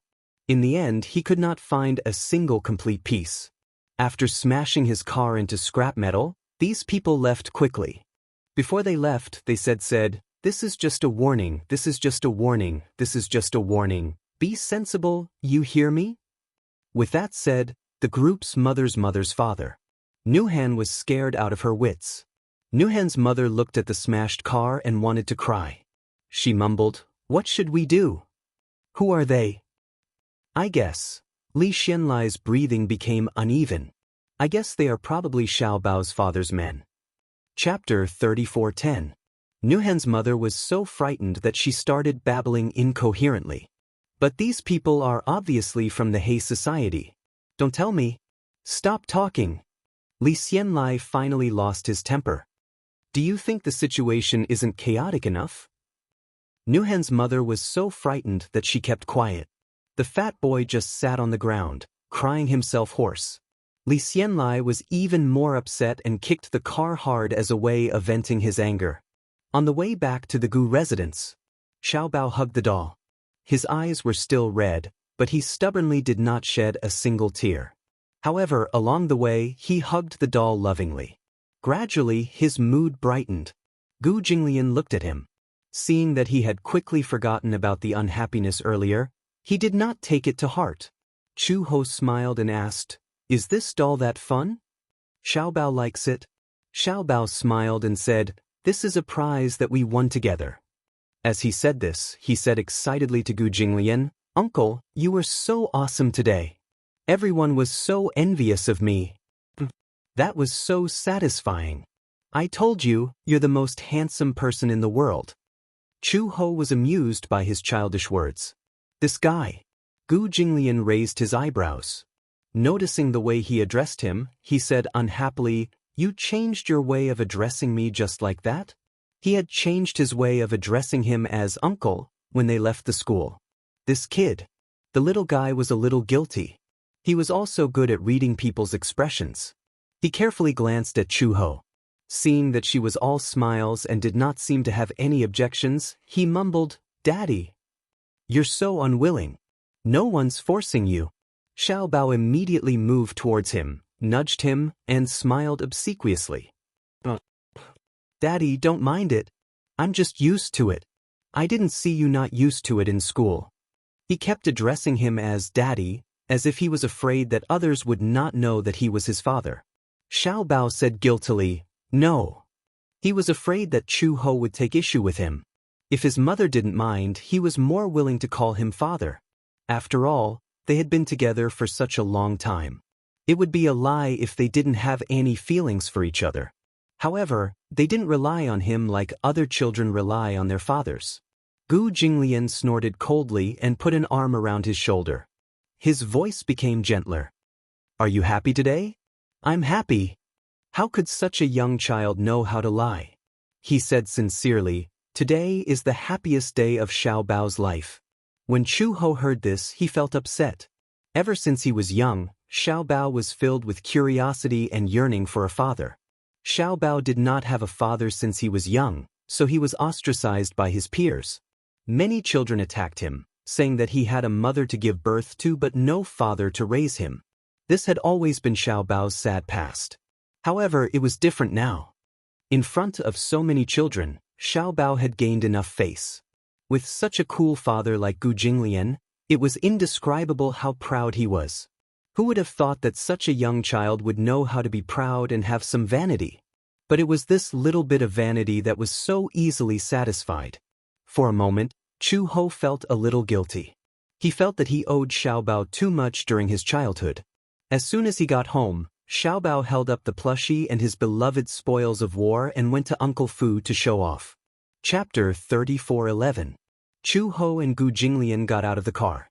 Uncle Fu came up to them with Xiaobao in his arms. He looked at Gu Jinglian with a smile, then at Chu Ho. He asked cheerfully, "How was it? Was Xiaobao's parent-teacher conference interesting?" Gu Jinglian frowned. He suddenly thought of the stupid games they played at the parent-teacher conference and his face turned gloomy. Chu Ho also thought of the unpleasant things that happened before they left. He did not look happy either. "Boring. Boring," the two of them said almost at the same time. After that, they went back to their respective rooms. Uncle Fu carried Xiaobao in a daze and stood there in a mess. In the study, Gu Jinglian stood by the bed and looked at the courtyard through the window. Xiaobao was playing with the doll by the pool. Beside him stood a few burly men. Although these thugs had fierce faces, when they looked at Xiaobao, their gazes were full of affection. Ever since Xiaobao had settled down in the Gu family, he seemed to have become the Gu family's mascot. Everyone liked him very much. These tough men had always fought and killed their way through, living a life of blood on the tip of the blade. However, when facing Xiaobao, their warmest side was also stimulated. Children were like animals. They were very innocent and could stimulate the affection deep in people's hearts. Someone knocked on the door. Uncle Fu pushed the door open and walked in with tea and snacks in his hands. He saw Gu Jinglian standing by the window and placed the snacks on the table. Uncle Fu walked up to him. "Old master, you must be tired today." Gu Jinglian's gaze fell on Xiaobao through the window. He saw him holding the doll and laughing heartily at the thugs, revealing his cute little rabbit teeth. He looked so innocent. A doting smile gradually appeared on the man's face, which was usually cold and aloof. Uncle Fu heard him speak and curiously followed his gaze. He realized that he was staring at Xiaobao and immediately said, Xiao Bao is very happy today. I can tell that he especially likes this doll. This is not like the ones bought outside. Old master won this doll for him. He treasures it so much. Gu Jinglian's smile deepened. When Fu Bo saw him smile, he understood in his heart that even though master usually did not show his emotions, in reality he doted on Xiao Bao very much. Gu Jinglian noticed that Uncle Fu was secretly laughing at him. His smile disappeared and he returned to his usual cold expression. He returned to his desk and picked up the teacup. He gently lifted the lid, and took a sip, and ordered him coldly, "Check someone for me." "Yes, old master." He put down the teacup and said in a cold voice, "Li, go first." "This person? What's wrong with him?" Uncle Fu was a little surprised.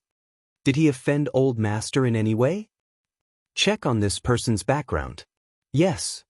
Uncle Fu accepted the order and immediately left. In the middle of the night, Gu Jinglian finished his work and was about to go to bed after taking a shower.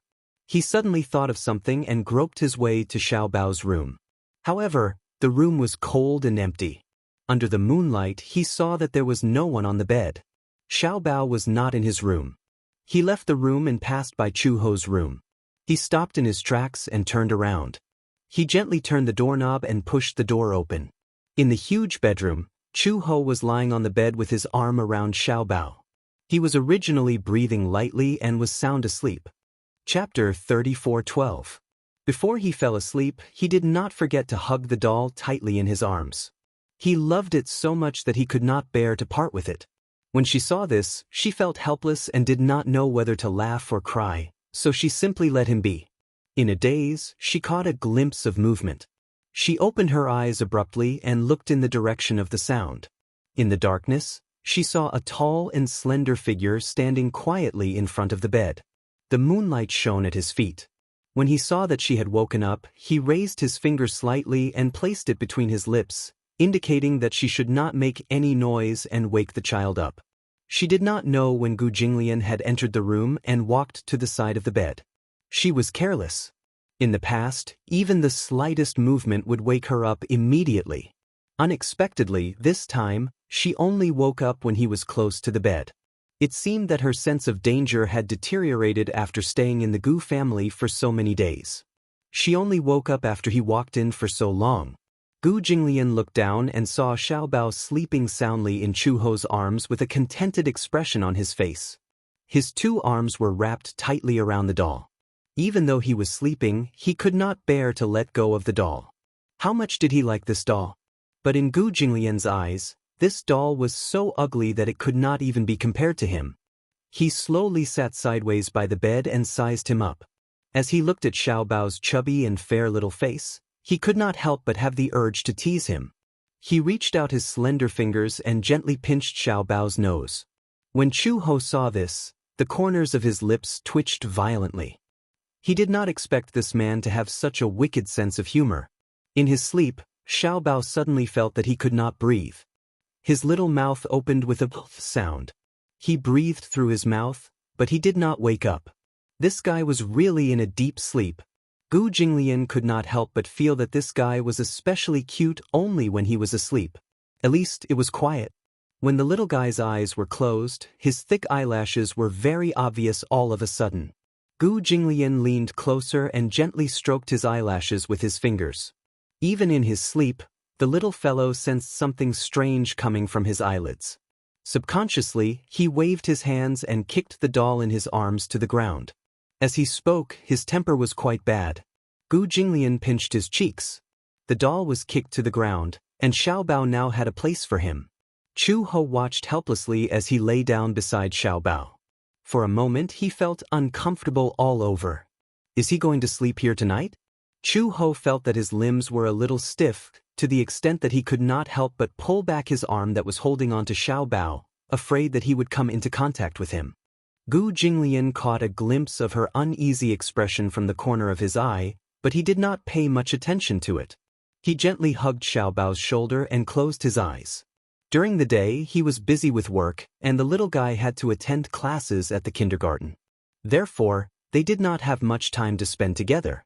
Even though sometimes the little guy deliberately wanted to get close to him, he felt that when the little guy was awake, he was too clingy. He could not wait to kick him as far away as possible. However, when he did not see him making a fuss, he missed him.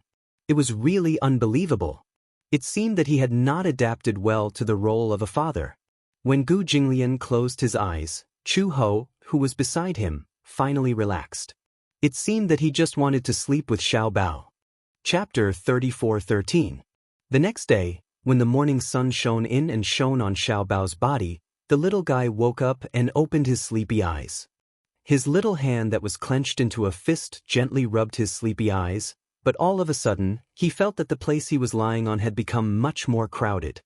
He turned his head in confusion and saw Chu Ho hugging him, sleeping soundly. He curiously turned his head again, only to see Gu Jinglian lying on his left, sleeping quietly. The little guy's mouth instantly formed an O shape and he sucked in a breath of cold air. When did this big guy lie down? Why didn't he feel anything at all? Where was his doll? Could it be that in the middle of the night, his doll had become his father?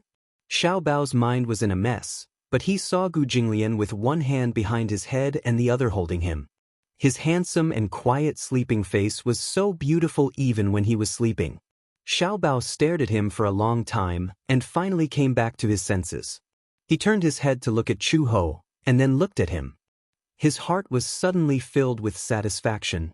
He was a little happy in his heart, so happy that he didn't know what to do. For the first time in his life, he was lying on the same bed with his parents. Although he was sleeping in the middle and felt quite crowded, he still sincerely hoped that time would stop like this. So happy. It turned out that sleeping with his parents felt so safe.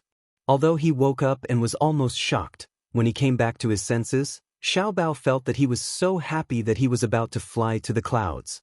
Xiao Bao suddenly and carefully turned to face Gu Jinglian. He couldn't help but reach out his hand to trace his facial features. His handsome eyebrows were sword-like, his eyes were closed, his eyelashes were black, his nose was high, and his thin lips were gently pursed. His fingers gently traced his eyebrows. In his sleep, Gu Jinglian slightly frowned. He immediately carefully retracted his hand and immediately closed his eyes, pretending to be asleep. Hearing that there was no movement for a long time, Xiao Bao carefully opened the corners of his eyes again. Seeing that Gu Jinglian didn't seem to have any reaction and was still asleep, he was relieved. He lay flat again and looked down at his body. He saw Gu Jinglian's hand on his shoulder and Chu Ho's hand around his waist. He didn't know why, but he had an idea. Thus, he carefully raised his hand and moved Gu Jinglian's heavy palm little by little towards Chu Ho's hand. He moved carefully, afraid that he would wake the two sleeping people. Gu Jinglian's palm was very big. Compared to his small hand, it could easily wrap around both of his hands. It was very difficult to move such a big hand. His movements were especially light. Gu Jinglian and Chu Ho were each more alert than the other. If he moved slightly more, it would be easy for them to wake up. When he got closer, he lifted Gu Jinglian's hand and gently placed his large palm on the back of Chu Ho's hand. In this way, their hands overlapped. Xiao Bao was extremely happy. His little face was red as he covered his mouth and laughed secretly. Ah, if only Daddy and Mommy were really so loving. Even in his dreams, he fantasized that Daddy and Mommy could truly love each other. In this way, the three of them could be together forever. In this way, he didn't have to worry about who to avoid. Although he now had Mommy and Daddy, the way they interacted with each other was very strange. Chapter 34:14. As Xiao Bao fantasized, he unknowingly felt a little sleepy. It was Saturday, so he didn't have to go to school. He closed his eyes and planned to have a good night's sleep. At 9 o'clock in the morning, Uncle Fu walked to Chu Ho's room and was about to wake them up when he opened the door. From afar, he saw 3 people lying on the bed. His eyes widened in shock and he almost couldn't close his mouth. Master? When did he lie here?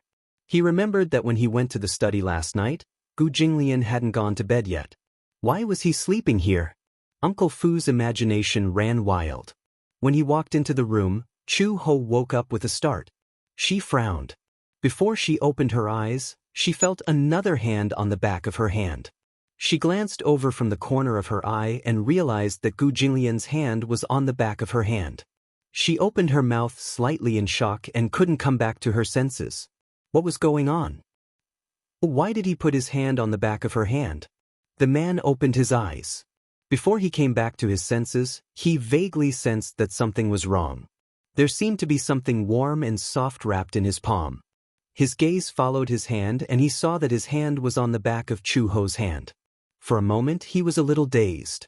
When he came back to his senses, he looked up. Their eyes met, but they quickly withdrew their hands. Gu Jinglian sat up on the bed immediately. He instinctively tugged at his tie, but his fingertips were clasping the lapels of his pajamas. He frowned and looked up. When he saw Uncle Fu standing at the bedroom door, he was stunned.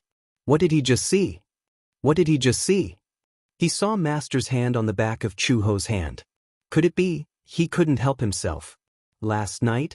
It was impossible. Xiao Bao, the third wheel, was lying in the middle. However, it was an indisputable fact that the two of them had slept on the same bed. Uncle Fu looked at Gu Jinglian meaningfully. He suddenly realized something. Recently, Master rarely got close to other women. Ever since Xiao Bao settled down in the Gu family, he seemed to be cut off from women. And after Chu Ho moved into the Gu family, this situation worsened. Could it be that old master? Just as Uncle Fu was imagining the countless possibilities, Chu Ho also sat up from the bed. His face was somewhat ashen as he stroked the back of his hand, seemingly very dissatisfied. She glanced at Gu Jinglian coldly. Her eyes seemed to say, "I didn't expect you to be such a lecherous man." Gu Jinglian's face darkened even more. He vented all his anger on Uncle Fu. "What are you standing there for?" Gu Jinglian said coldly, "Aren't you going to prepare breakfast?" Uncle Fu immediately nodded. Just as he turned around, he suddenly thought of something. He turned back and cleared his throat. Gu Jinglian stared at him. "What?" "Oh, Master, breakfast is ready," Uncle Fu explained awkwardly. Gu Jinglian said coldly, "Have you done what I asked you to do?" "No, why aren't you going?" Yes. "Old Master, please calm down," Uncle Fu hurriedly left. Old Master's temper when he woke up was too terrifying. He couldn't bear it. Xiao Bao woke up. When he opened his eyes, he saw that Gu Jinglian and Chu Ho were already awake and sitting by the bed. However, in such a large room, there was an inexplicable pressure that made one's heart palpitate. Chapter 34:15. Xiao Bao curled up. He felt that when he woke up, the atmosphere would be so tense. Gu Jinglian didn't look too good, and Chu Ho didn't look too good either. What was going on? They were clearly fine just now. Why did everything change the moment he woke up? Chu Ho sat on the edge of the bed. When she thought about how Gu Jinglian's hand was on the back of her hand when she woke up, she felt irritated. She instinctively reached out, pulled the blanket over, and wiped the back of her hand fiercely. Pervert! When Gu Jinglian heard this, his eyes couldn't help but darken a few degrees. Even though she didn't mention any names, it was obvious who she was referring to. Pervert! To hell with it! When he woke up and saw this scene, he was still baffled. Gu Jinglian was upset. He suddenly got up and left the room. Chu Ho saw his sullen back and became even more annoyed. Why did he look so angry? She hadn't even said anything. Xiao Bao carefully glanced at Chu Ho's expression and asked tentatively, "Mom, what's wrong? You seem to be very unhappy." Chu Ho said gloomily, "It's nothing. I dreamed that I was bitten by a dog." Xiao Bao's lips twitched. However, he was still young and didn't know what Chu Ho was insinuating. Xiao Bao got out of bed and changed his clothes. When he went downstairs, he saw Uncle Fu coming out of the dining room. He was about to call Gu Jinglian for dinner. Xiao Bao immediately went up to Uncle Fu and grabbed the corner of his shirt. He said uneasily, "Uncle Fu, Uncle Fu." Uncle Fu patiently squatted down in front of him and pinched his cheek. "What's wrong, Xiao Bao? Have you noticed?" Xiao Bao hugged his neck and whispered in his ear, "Uncle and Mommy are sleeping on the same bed today." Uncle Fu nodded. However, the two of them seemed to be very unhappy. Xiao Bao felt wronged. What happened? The two of them were fine yesterday. Uncle Fu was speechless for a moment. How could he tell Xiao Bao that the reason why Chu Ho and Gu Jinglian were fine yesterday was because they wanted to attend his parent-teacher conference? They were just putting on a show and pretending to be peaceful. But in reality, the two of them were like fire and water. When Xiao Bao saw that Uncle Fu did not speak, he became even more worried and said worriedly, "Mom seems to hate Uncle, and Uncle doesn't seem to like Mom either. What should we do?" "That's the truth," Uncle Fu said vaguely. "The two of them don't have a good relationship." Xiao Bao tilted his head curiously. "Then why do they hate each other when their relationship is so good and loving?" Uncle Fu choked for a moment and did not know how to answer this question. Xiao Bao continued to ask, "Since they hate each other, how did they give birth to me?" Uncle Fu did not know how to answer such a profound question. When Xiao Bao saw that Uncle Fu was not replying and looked like he was in a difficult situation, he suddenly thought of something. His face looked like a storm was coming. Xiao Bao is so pitiful. He pinched the corner of his shirt and looked pitiful. His little nose was wrinkled and he looked like he wanted to cry but had no tears. Uncle Fu immediately hugged him and coaxed him. "What's wrong?" Xiao Bao feels that Xiao Bao is an unwanted and unloved child. Chapter 34:16. When Uncle Fu heard this, he immediately replied, "How can Xiao Bao say that? Who said that no one wants Xiao Bao? Who said that no one loves Xiao Bao? Doesn't Uncle Fu dote on you?" Whoa. It would have been better if he hadn't said this. Once he did, Xiao Bao opened his mouth and howled. Uncle Fu was caught off guard and his eardrums almost exploded. Xiao Bao doesn't want Uncle Fu. Xiao Bao wants Papa, Xiao Bao wants Mama. Okay. Shoo, Uncle Fu hugged him tightly and coaxed him. Don't cry, don't cry. Xiao Bao, how can you think this way? Doesn't your Papa dote on you? Your Mama dotes on you too. But, Xiao Bao sobbed as if he had suffered a great grievance. He hugged Uncle Fu's neck, his eyes red and filled with tears.